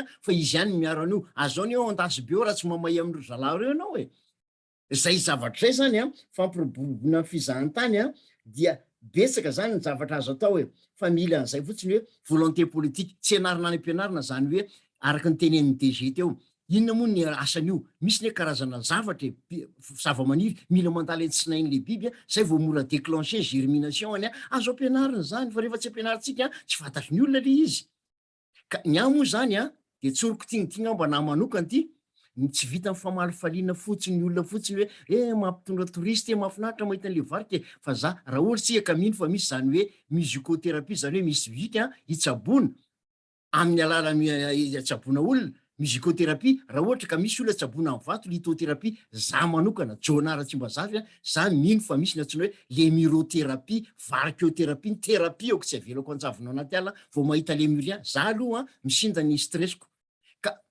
ny anglisy manina ny anglisy na tsy primato na tsy ornithologue ny anglisy raha vao miara misakafo de vorona ndresahany zany hoe ornithologue de nature ny anglisy rehetra zany mba faniriko tao anatiny araka vavalo taona fierté amin'ny malagasy zany hoe lémurien zany na manao le mafantatra lémurien izy na manao étude izy fa tonga de hoe lémurien bibinay zany arovanay zany mba faniriko valo taona lasa zay ka na zandary maro moa tenentsika teo omby ny génie militaire zany génie militaire zany manao tetezana manao lalany jereo ny logo ny génie militaire omby satria nijanona teo amin'ny omby any zany le zavatsika fa le biby tsika eto amin'ny tontolo iaina fotsy miresaka ny lémurien mafinaritra etsetera fa le volonté politique hoe samanova tsy mbola misy avelako an'ny hafandray fitenenana ataoko misaotra atsika mankasitraka indrindra professeur ny anankiray zany tena anisan'ny marina de marina mankasitraka anao anatin'izay hoe fanentanana endrika maro no ahafahantsika manentana manabe tena anisan'ny fototra mihitsy zany zay resaka fanabeazana sy fanentanana zay ho an'ny hoe fitiavana ny varika sy ny fiarovana azy. Madame Maoly.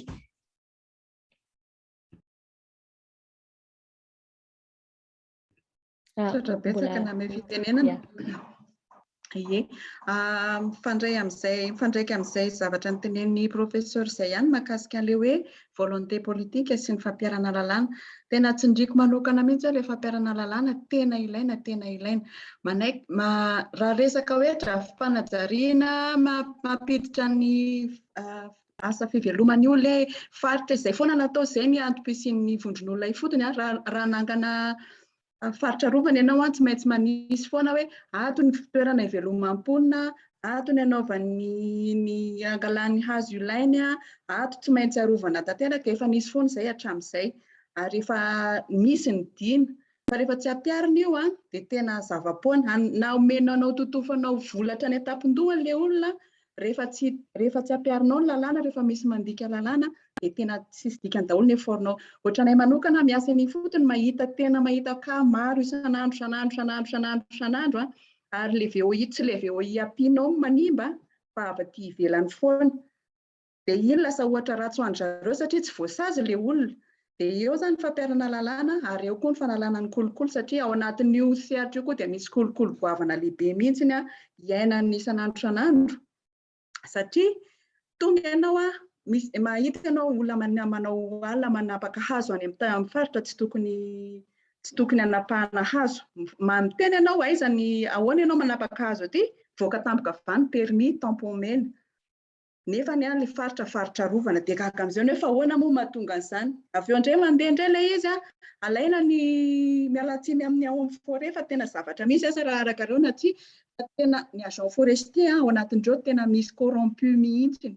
Satria ahoana ny antony itenenana izany, tsy milaza amin'ny VO izy anao fidinana any amin'ny anao fidinana ifotony, nefa ny tonga ny ifotony le olona mpitrandraka mahafantatra hoe isy anao descente. Ahoana moa zany ampatafavoaka an'izany raha ohatra ka tsy avao amin'le tena tompona andraikitra nanome an'le vaovao an'le olona mitrandraka ny fotony. Dia izay no hoe ny fampiarana lalàna sy fanalàna an'ilay kolokolo eo anatin'ilay sehatr'asa ireo tena zava-dehibe ankoatran'ilay asa madinidinika rehetra. Le zavatra resaka fampianarana nataontsika hatramin'izay, ampianarina le vondron'olona ifotony, manaiky izy ampianarina ary mandray an'ilay fampianarana, fa rehefa avy eo izy mahita hoe aika tsy be dia akory kay rehefa manao an'ity maninona ny anajan'ity lalàn'ity zany, dia eo dia very daholo izay zavatra natao. Tsy rarahiny nampianao izy namokatra vary, nampitombo vokatra vary, nampianao izy niompy akoho mba hanana ny protéine, source-na protéine. Fa dia ary manao dia za koa zany mila manao dia izay sisa le zavatra dia izay no mampatonga anay hoe le fampiarana lalàna tena zava-dehibe ato anatin'ny resaka tiantsika androso le asa fiarovana le varika izay anisan'ny tena mampiavaka ny Madagasikara. Izay angamba ny anampiko azy amin'ny rafiny hoe zavatra tokony atao iny. Ya, misaotra indrindra madama Oly. Alohana mezako fitenenanao madame Bodomanana tena ifisokatra zao ny frontière dia betsaka ireo vahaolana hitanao ilay tsindriketriketrika dia ina fanantenana avy aminareo amin'ny association nationale ny guide mety nanana fanamarinanao na fanontaniana fa mba za koa mba manana izay fanontaniana izay ho anao eny tompoko.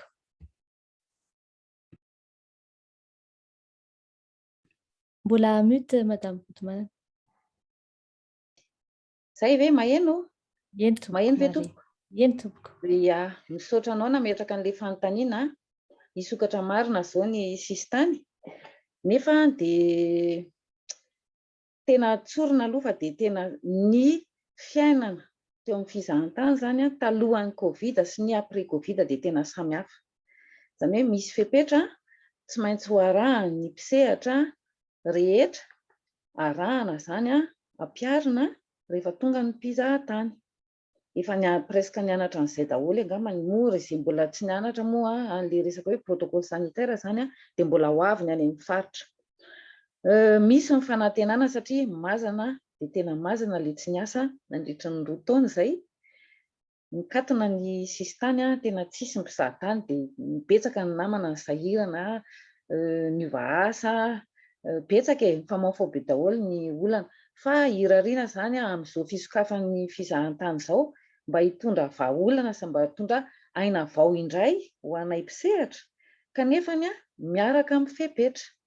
Izany hoe misy ilay fepetra hoe mba tsy ho vaina fotsiny akory dia reny efa navoaka amin'ny fanjakana ireny hoe vaina dia mibarana zany fa misy fepetra somary enjakenjana ihany ho arahan'ny mpisehatra rehetrarehetra sy ny mpizahatany tonga eto. Izany moa dia ny objectif an'ilay zany dia mba samy miaro tena, miaro ny tenanao ianao sy miaro ny hafa ihany koa amin'ilay mbola fisian'ny valanaretina mandehandeha eran-tany io amin'ilay miova koa ny variant sy ny rehetrarehetra. Donc tena misy rivo-baovao aloha zany ho anay, misy fanantenana ary hoeritreretina raha hoe tena mety tsy araka ny ankizy amin'ity angamba mety hoe mandeha tsikelikely misokatra fa amin'ny herintaona any dia mety ho hirariana mihitsy hoe fifampitadiavana angamba ny mpiseradia amin'izay fotoana izay. Hiverina kely eo amin'ilay resaka vahaolana hoe inona ny vahaolana mba hoentinay zany mba hita zany eo amin'ny fiarovana ny varika. Voalohany indrindra aloha tsy lava tena efa feheziko kely ihany ilay izy. Any amin'ny faritra avaratra tsy mandrefana atsinanana dia misy daholo ahitantsika ny varika.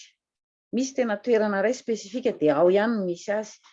Ny programa ny mpizahatany dia misy tena misy an'io anisan'ny tronc commun zany io lémurien io varika io zany fijerenan'io zany dia efa tena hoe commun efa zay tsy maintsy namanana culture ary izy tsy maintsy mijery varika foana ao anatin'le programma zany tsy maintsy misy an'izay midikany dia hoe mijery valan-javaboary ny fidirana amin'izy ireny matsiny misy arakaraka le faritra misy voafetran'ny MNP moa izy ireny na ny vondron'olona ifotony dia ny sosokevitray zany satria hitanay mihitsy fa efa ela ihany no nisian'ny fizahantany tao amin'ny faritra iray ohatra hoe valan-javaboary dia misy asa foronina moa zany ireny mamorona asa ho an'ny olona nefa nitako izay hoe tsy ampy fa le amin'le fitsinjarana ina moa zany ny droit d'entrée en parc zany fitsinjarana amin'ny vondron'olona ifotony mihitsy zany nitako anisan'ny vahaolana raha ohatra ka 100% le izy ohatra ny any amin'ny MNP dia efa nisy ihany moa ny any gapy taloha hoe 50% zany hijerenan'le olona ao anatiny ao satria marina ange fa an'ireo olona ireo ange le faritra ianao ne zany mpiavy dia mba misy retombées zany économie sociale any amin'ny zareo tena tonga dia hoe tsapaitanana zany hoe manangana fotodrafitrasa eo ny fananganana dispensaire na ina moa rano fisotro madio ny fianarana satria ohatra fotsiny zao teneniko anareo tena nalahelo dia nalahelo tamin'izay tany parc national Antsingibe Marale izy firy taona ny sehatra teo fa mandeha zany miala ao tanàna ao Bekopaka ka hatrany amin'ny parkin'ny Grande Singy dia mandalo ianao mbola nahita angamba tany amin'ny 2019 tany 2018 ny tsy nahita intsony fa mbola misy tompoko ny fianarana kalamanjana zany hoe école en plein air dia manontany teny ianao hoe ahoana ary mahatonga mbola mifisiany izao nefany vola be no azo amin'ny droit d'entrée ny touriste zany apetrako amin'ny olona tompon'andraikitra zany izay fanontany izay fa raha ohatra kosa nefany ka mba voatsinjara araka ny tokony ho izy io zany hoe miova tokoa ny toe-piainan'ny olona ankoatran'le resahany namana rehetra teo izay tena toanako 100 isan-jato amin'le hoe ampiarina hatsarana ny teknika amin'ny fambolena sy ny rehetrarehetra ny fambolena sy ny fiompiana moa zany tsy maintsy ao anatiny ihany fa le hoe vola azo avy amin'ny fizahantany mihitsy no zaraina tsinjaraina araka ny tokony ho izy dia mandroso le faritra mino fa tena mety hisy ihany ny mihinana varika fa tena mety hena be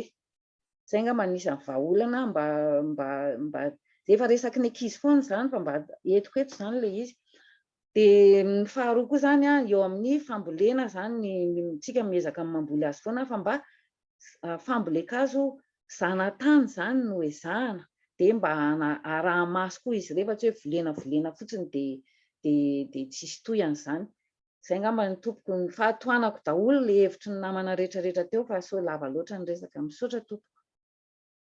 Ya, misaotra betsaka indrindra ny madame Boto. Tale ianao angamba mandray fitenenana mieo an'ilay fantanina maro izay inoko fa miantraika mivantana amin'ny ao ministera izay misy anao eny tompoko. Misaotra na fitenenana fait efa tokony hiditra tamina réunion anankiray io fa nisy le fanontaniana teo dia aleko mihitsy aloha somary kely mandray fitenenana ihany anazavana an'le asa andraikitry ny ministera sady etika marandana ny fandraisana anjara amin'ity atrika asa ity fa mahaliana dia mahaliana tokoa izy satria ahafahana mihaino ny feon'ireo mpisafidian-tsokajiny. Anisan'ny voalaza teo le samy mahoty teo makasitaka amin'le fahitsiana mihitsy amin'le resaka hoe misy resaka kolikoly ao anatin'le izy. Eny ahafantarana hoe mbola velona tsika mbola eto ambonin'ny tany eto misy an'izany fa tsy toy izany rehefa tarakatra ny an-danitra.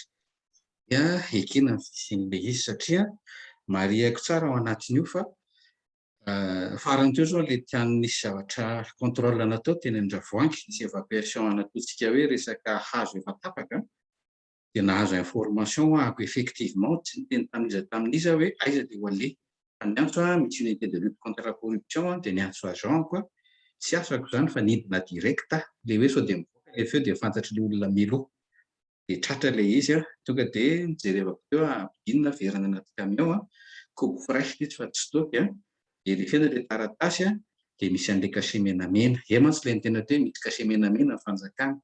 Izay zao cachet menamena fa indray mpimasina tonga dia efa par expérience hoe faux usage de faux. Aza eritreretina foana koa ilay izy hoe fanjakana fa tena faux usage de faux ilay izy. Cachet menamena eny biologiste afaka manamboatra menamena. Any amin'ny sigle dia jerevana hoe misy hoe GNEF tsy mamoaka autorisation GNEF groupement national en exploitant forestier le GNEF. Dia hita koa ilay na sigle ary mbola MEF izy fa tsy MEDD. Tonga dia mivoajerena dia fantatra ao anatin'ilay izy. Iny koa mila fampianarana ka mba fampitana ilay resaka hoe inona ilay ataontsika hoe format officiel les spécimens le autorisation fa tsika indray vao mahita menamena dia hoe fanjakana ilay izy fa mila ampitany izay fa be da be ny manararoatra ao anatin'ilay izy. Tsy mamafa velively izay ny ataoko implication izay no natonga anao hoe misy tompona ndraikitra ao anatin'ilay izy tsy sanadiny fa ampitifitra misy zavatra heno mihitsy nametraka système na renseignement vao na heno tsy nitenizaniza fa tonga dia nidina dia natratra dia gaga ihany. Ary io fuite io tsy resaka ao amin'ny atin'ny agent ihany io fa nandana mpiara-mombonantoka koa misy impliqué tany amin'ny faritra avaratra tamin'ny andron'ny bois de rose mba tsy hanonana misy an'izay. Donc fanentanana mila tsika rehetrarehetra samy miezaka ao anatin'ilay sarotra miala amin'ilay izy na dia rehefa misy fahazarana izay mahatonga ministera hoe efa nisy zao teo ny fanodinana n'ireo resaka chef cantonnement satria rehefa mipetraka ela amin'ilay toerana mahazo faka ao anatin'ilay izy dia mitranga matetika zavatra izay ary nefana izay ny tena manimba ilay asa fitsirihana amin'ny ankapobeny. Ny anankiray ihany koa indrindra ny vondron'olona fotony mino fa mety misy olon-tena eo ihany koa tsika koa mila mahataty koa ilay resaka vola satria raha tsy resaka afa-tsy ilay fitondrahana mihoapapana na hoe fitondrahana dia fanapahana azy na hoe napahana azy dia fanombanana trano mivaritra. Ao anatin'izay misy manao anarana mihitsy hoe permis VOI. Ireo VOI nangataka hoe mba tsy mpiambina fotsiny an'ilay ala fa mba hanana alalana mba hampiasa ny zoany amin'ny fampiasana amin'ny famarotana ny vokatry ny ala ilay resaka hazo exploitation forestière. Zavatra mitranga nefany ilay solon-tena fidintsika ilay président rehefa misy exploitant mameme vola ao anatin'ilay izy dia iny avy eo no hoe avao amin'ny vondrona fotony izao dia iny mahazo hoe mampitrandraka manao sous-traitance ao anatin'ny texte. Misy an'izay moa izany izy rehefa hita hoe validé hoe misy zavatra mipetaka ao anatin'ilay drafotra. Ny zavatra tsapa nefa dia ny hoe tsy resaka ilay tena manaraka ny fiaina tadritra satria raha ohatra ka fitrandahana eny anivon'ny vondron'olona fotony tsy tokony avoaka 4 camions par semaine izany raha ohatra ka ny vinavinany hoe tokony azo trandrahana ao anatin'ilay faritra sy tanànany.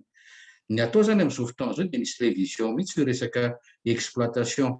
Izay no autorisena io mety isy indray no menomenona hoe dia nasorona indray ilay mbola droit kely teo na droit kely lasa nidilo tany amin'ny tsy fandehanana ilay izy fa ho apetraka efa misy projet miaraka amin'izay zaida hoe reto avy ny mety fitaovana ahafahana manara-maso hoe tsy mihoatra ny tena tokony ho azo atao no ataon'ilay vondron'olona fotony fa hoe tsy natato ny président fa nisy nakolokolo tao dia mamoaka fotsiny an'izay zavatra izay. Ny tiako marihana amin'izay dia hitantsika tsara hoe misy karazana mpisehatra ny administration forestière ny vondron'olona fotony misy koa arana ireo mpiara-mongonantoka afiditra ao anatin'ilay izy dia izay no mahatsara izao fanakalozana izao hoe mila fanentanana ary ny tena zava-dehibe dia ilay fahasahiana mitoroka.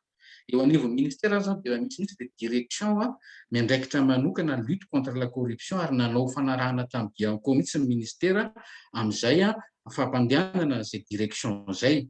Ny contrôle-andresaka fanatao tena andavanitra teo tsy nijanona teo fa nitohizana hoe aiza ilay izy miainga any amin'ny faritra tasy bonklava sy anona iny voakasika tao anatin'ilay izy. Ny zavatra iaingo farany izao nisy ny déferment nisy anarana forestier voatonona tao fa tsy misy hoe fanavahana fanizana izy aloha dia nampiakarina daholo dolona no azana ny fanadihadiana no ny fisiany izay direction izay hoe mametraka an'izay lafiny izay. Izany hoe ho antsika rehetrarehetra mpiara-mombonantoka rehefa tena misy tsika hoe hevitra mivoaka ka voaporofo fa tena mitombona ilay izy fitarainana dia aza mitsalasala miantso ny vantana. Rehefa tena hitanareo grave izy dia alefaso aty amin'ny direction générale mihitsy na any amin'ny bulte ao anatin'ilay izy ohatran'ilay nataoko izay fa mila mametaka lesona maromaro tsika mba ho hanomezana lesona. Tsy mahafinaritra no mifanenjika fa misy fotoana mba hanomezana lesona ao anatin'ilay izy.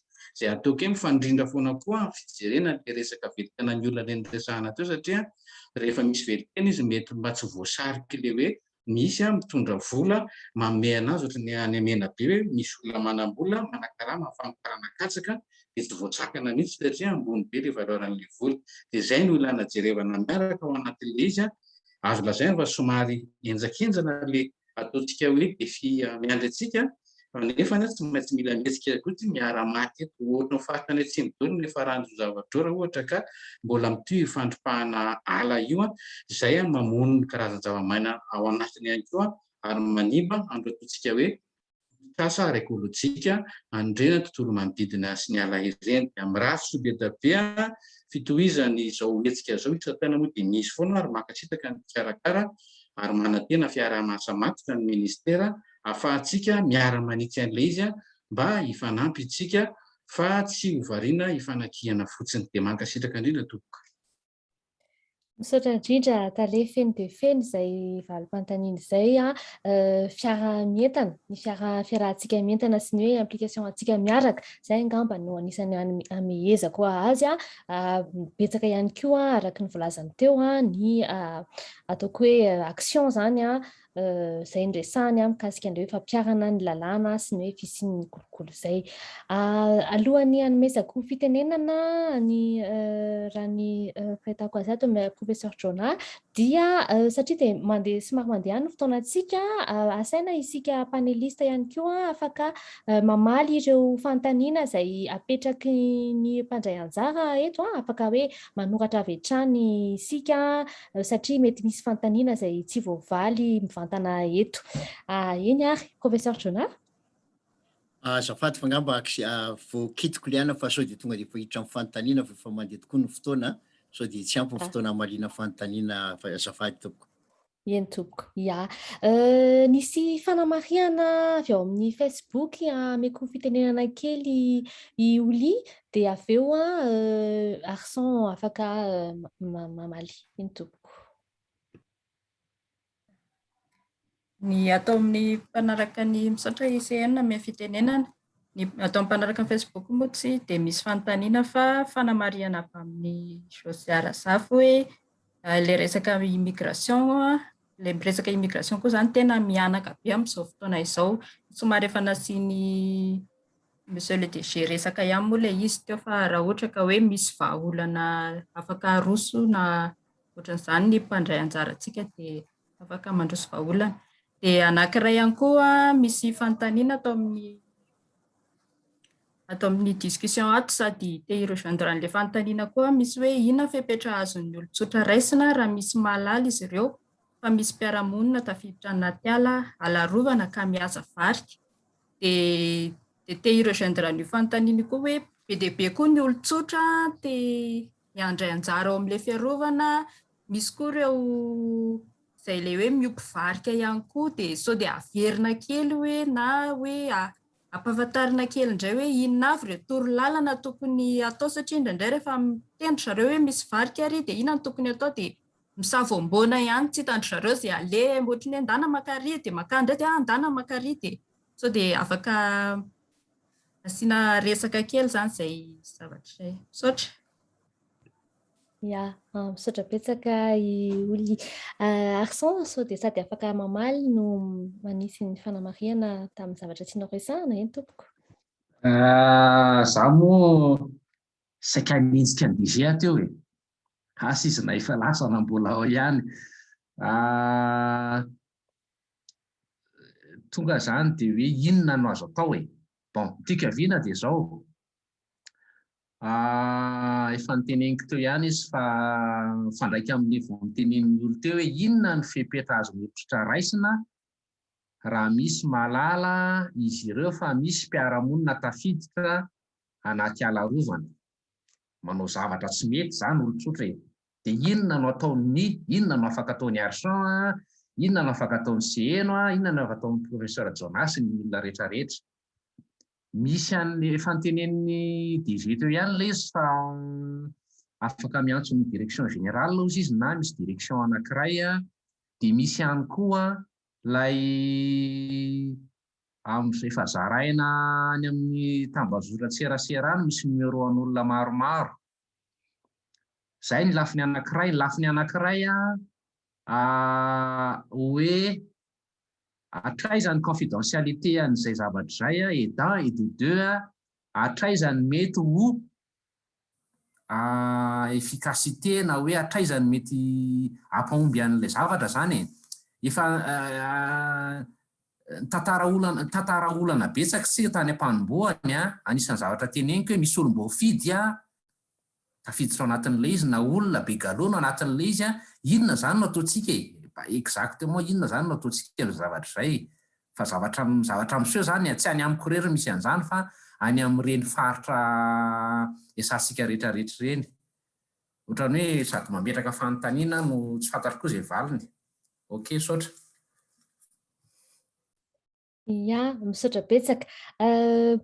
Eo amin'ilay hoe loha hevitrintsika zao hoe varika tsy fihinana tsy fiompy fahandrin'ny ala dia ho an'ny olona tsotra mahita varika ompian'olona dia inona no sao dia mba afaka zarainy eto hoe inona no tokony ataony, iza tompoko no afaka mamaly sika? Eny tompoko garçon? Le professeur Jonah avy eo? Eny tompoko? I professeur Jonah lefa so anao. Ia, misaotra betsaka mihitsy misaotra betsaka na amin'ny fitenenana. Io dia tena olana lehibe mihitsy io. Inona nanaovako hoe olana lehibe?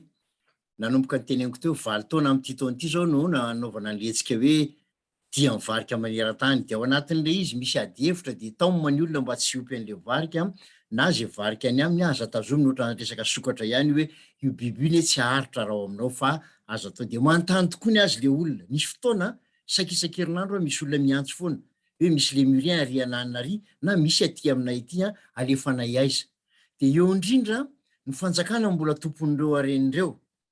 Dia rehefa miresaka ianao amin'le namana zany ao tsy dia misy vahaolana zareo mitantana an'ireny valan-javaboary parka Tsimbazaza, Lemurs Park, reo mitantana ireo ny azy efa feno satria antaniana vola be mihitsy ny sakafon'ireo biby ireo.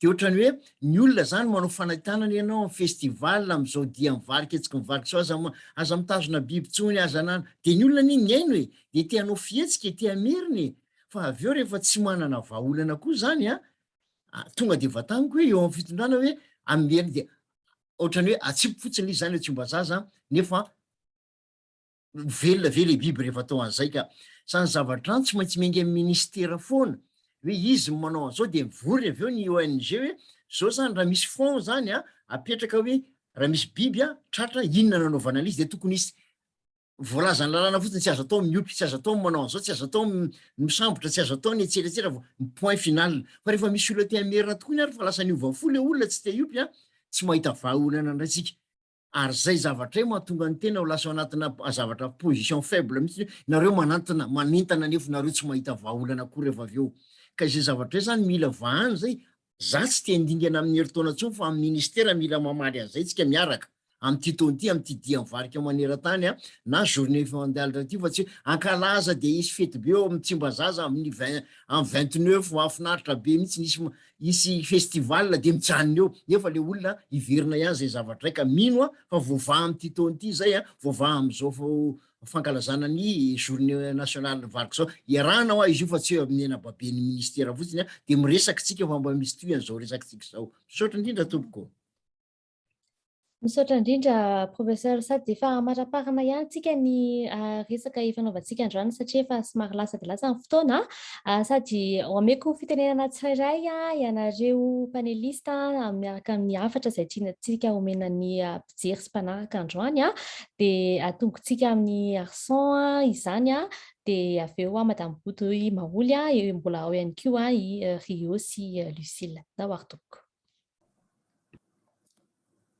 Ie, mamerina ny fisaorana anareo ekipa mpikarakara dia misaora amin'ny fizarana antsika panelista sy ny commentaire be dia be an'ny mpandray anjara.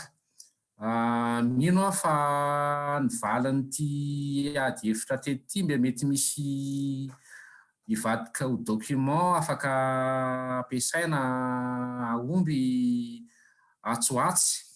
Ny zavatra tena iriko lasitrin'izao zavatra izao dia manantena fa tena mba hisy fiatraikany any amin'ny toerana iasantsika tsirairay avy ihany ilay politika ny fanjakana ankehitriny le hoe tolérance zéro. Zay angamba ny amehezako anazy raha ny olana napetrako dia azoko eritreretina hoe mety anisany mety mahaolana be raha rehefa havita ny fanjakana izay tolérance zéro zay. Misaotra tompoko. Betsaka tompoko, Madame Poto. Miverina kely ahako. Ny teny amaranako azy angamba dia araka ny teny namana teo tokony misy action tena tokony mivaingana. Tena miezaka isika ary tena miezaka. Sarotra manangana fa tena mora mandrava. Reny afo hitantsika ny karafantsika reny ao anatin'ny 2 andro tena rena tsy hita pesipesena ny simba, maty ny biby. Zay no tiako tenena hoe mila miezaka isika rehetra no mitondra anjara brika, tsy miandry ny fanjakana, tsy miandry ny ONG. Raha vitanao ohatra manentana sekoly eo akaikinao EPP ohatra fotsiny izany mangala fotoana dia endana maka fotoana kely ohatra ny mampilaza momba ny varika na mitomboka amin'izany ary tsy maninona fa mila manao action isika. Zay zao dia efa action de sensibilisation zany anifotony. Ny ankizy zany resaka satria miveriberina be dia be teo ilay resaka hoe fitaizana hatrany fotony hoe mbola kely zany hatrany manomboka any amin'ny EPP. Ny amarana koa angamba ny resaka momba ny hoe ahoana raha mahita biby ohatra tazomin'olona anankiray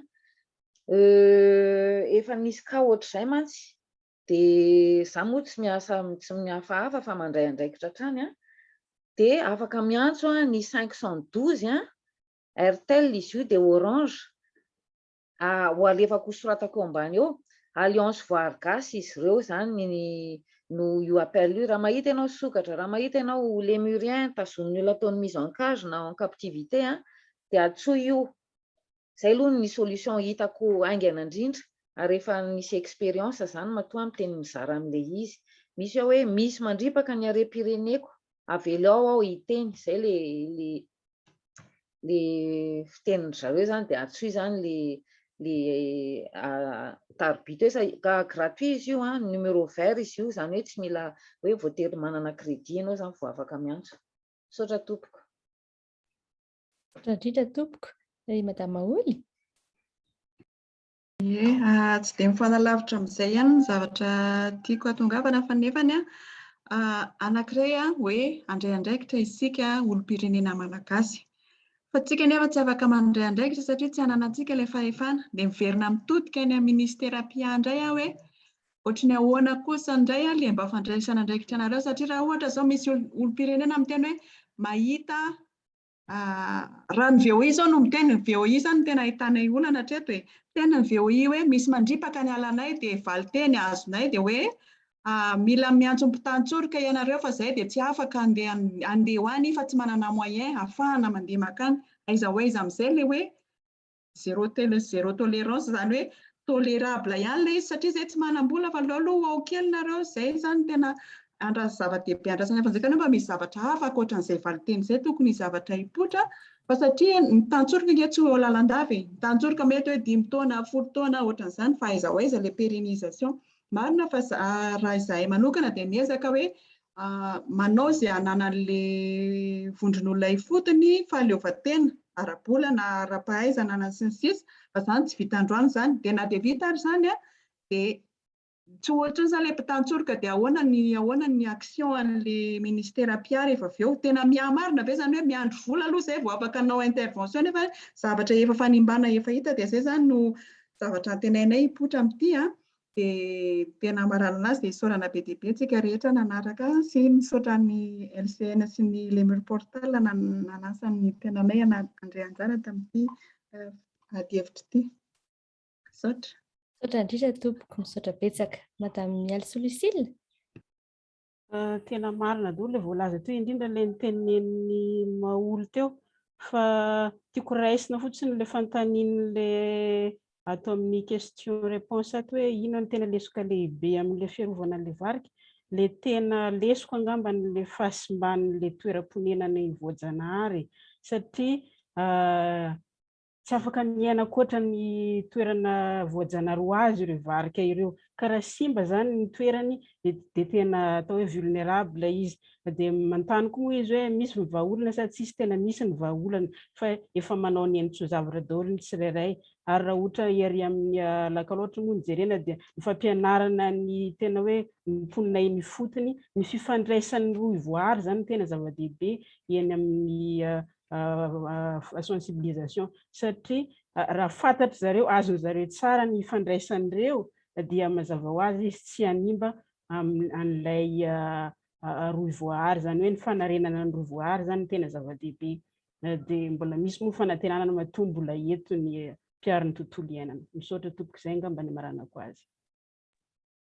Misaotra betsaka tompoko. Asa raha ao i Rio afaka mamaly, misy fanontaniana ihany koa ato. Iny ary. Eny tompoko. Amaranako ny resadresaka androany zany dia tompona andraikitra isika rehetra, isika tsirairay avy.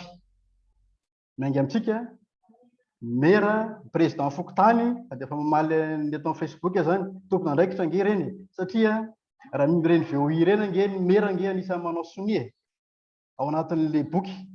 Zany hoe tompona andraikitra amin'ny fiarovana, raha misy afo mitranga anisan'ny tompona andraikitra koa zany fokotany, ny mera, ary na ny pastera, ny mopera, ny artiste amin'ny samy manana ndraiky tokony raisiny tsirairay avy amin'ny fiarovana ny tontolo iainana, fiarovana ny varika.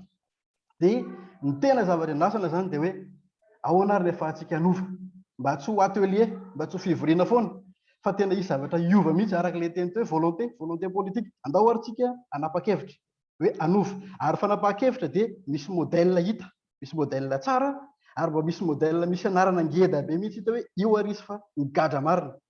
Zay ny tena tolérance, zéro tolérance amiko. Saotra tompo. Makasitraka amin'ny mpikarakara. Eny ary, misaotra betsaka antsika. Zay ihany koa no amaranantsika angambany ity webinar androany ity, somary niotra kely isika fa de misaotra betsaka antsika rehetra naharitra ny aino sy ny jery hatramin'ny farany.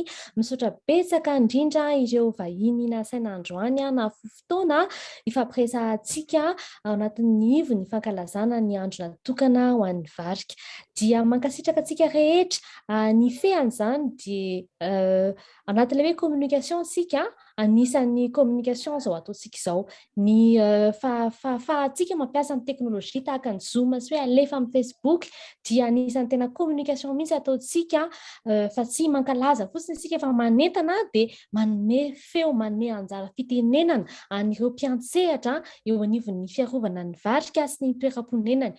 Dia mankasitraka betsaka indrindra tsika rehetra na ny mpikarakara sy ny mpandray anjara rehetra. Dia misaotra betsaka tompoko. Misaotra indrindra tompoko. Misaotra betsaka tompoko. Mankasitraka tompoko. Misaotra betsaka tompoko. Misaotra indrindra velomandray ary veloma daholo. Eny ary eo. Velomo. Velomo.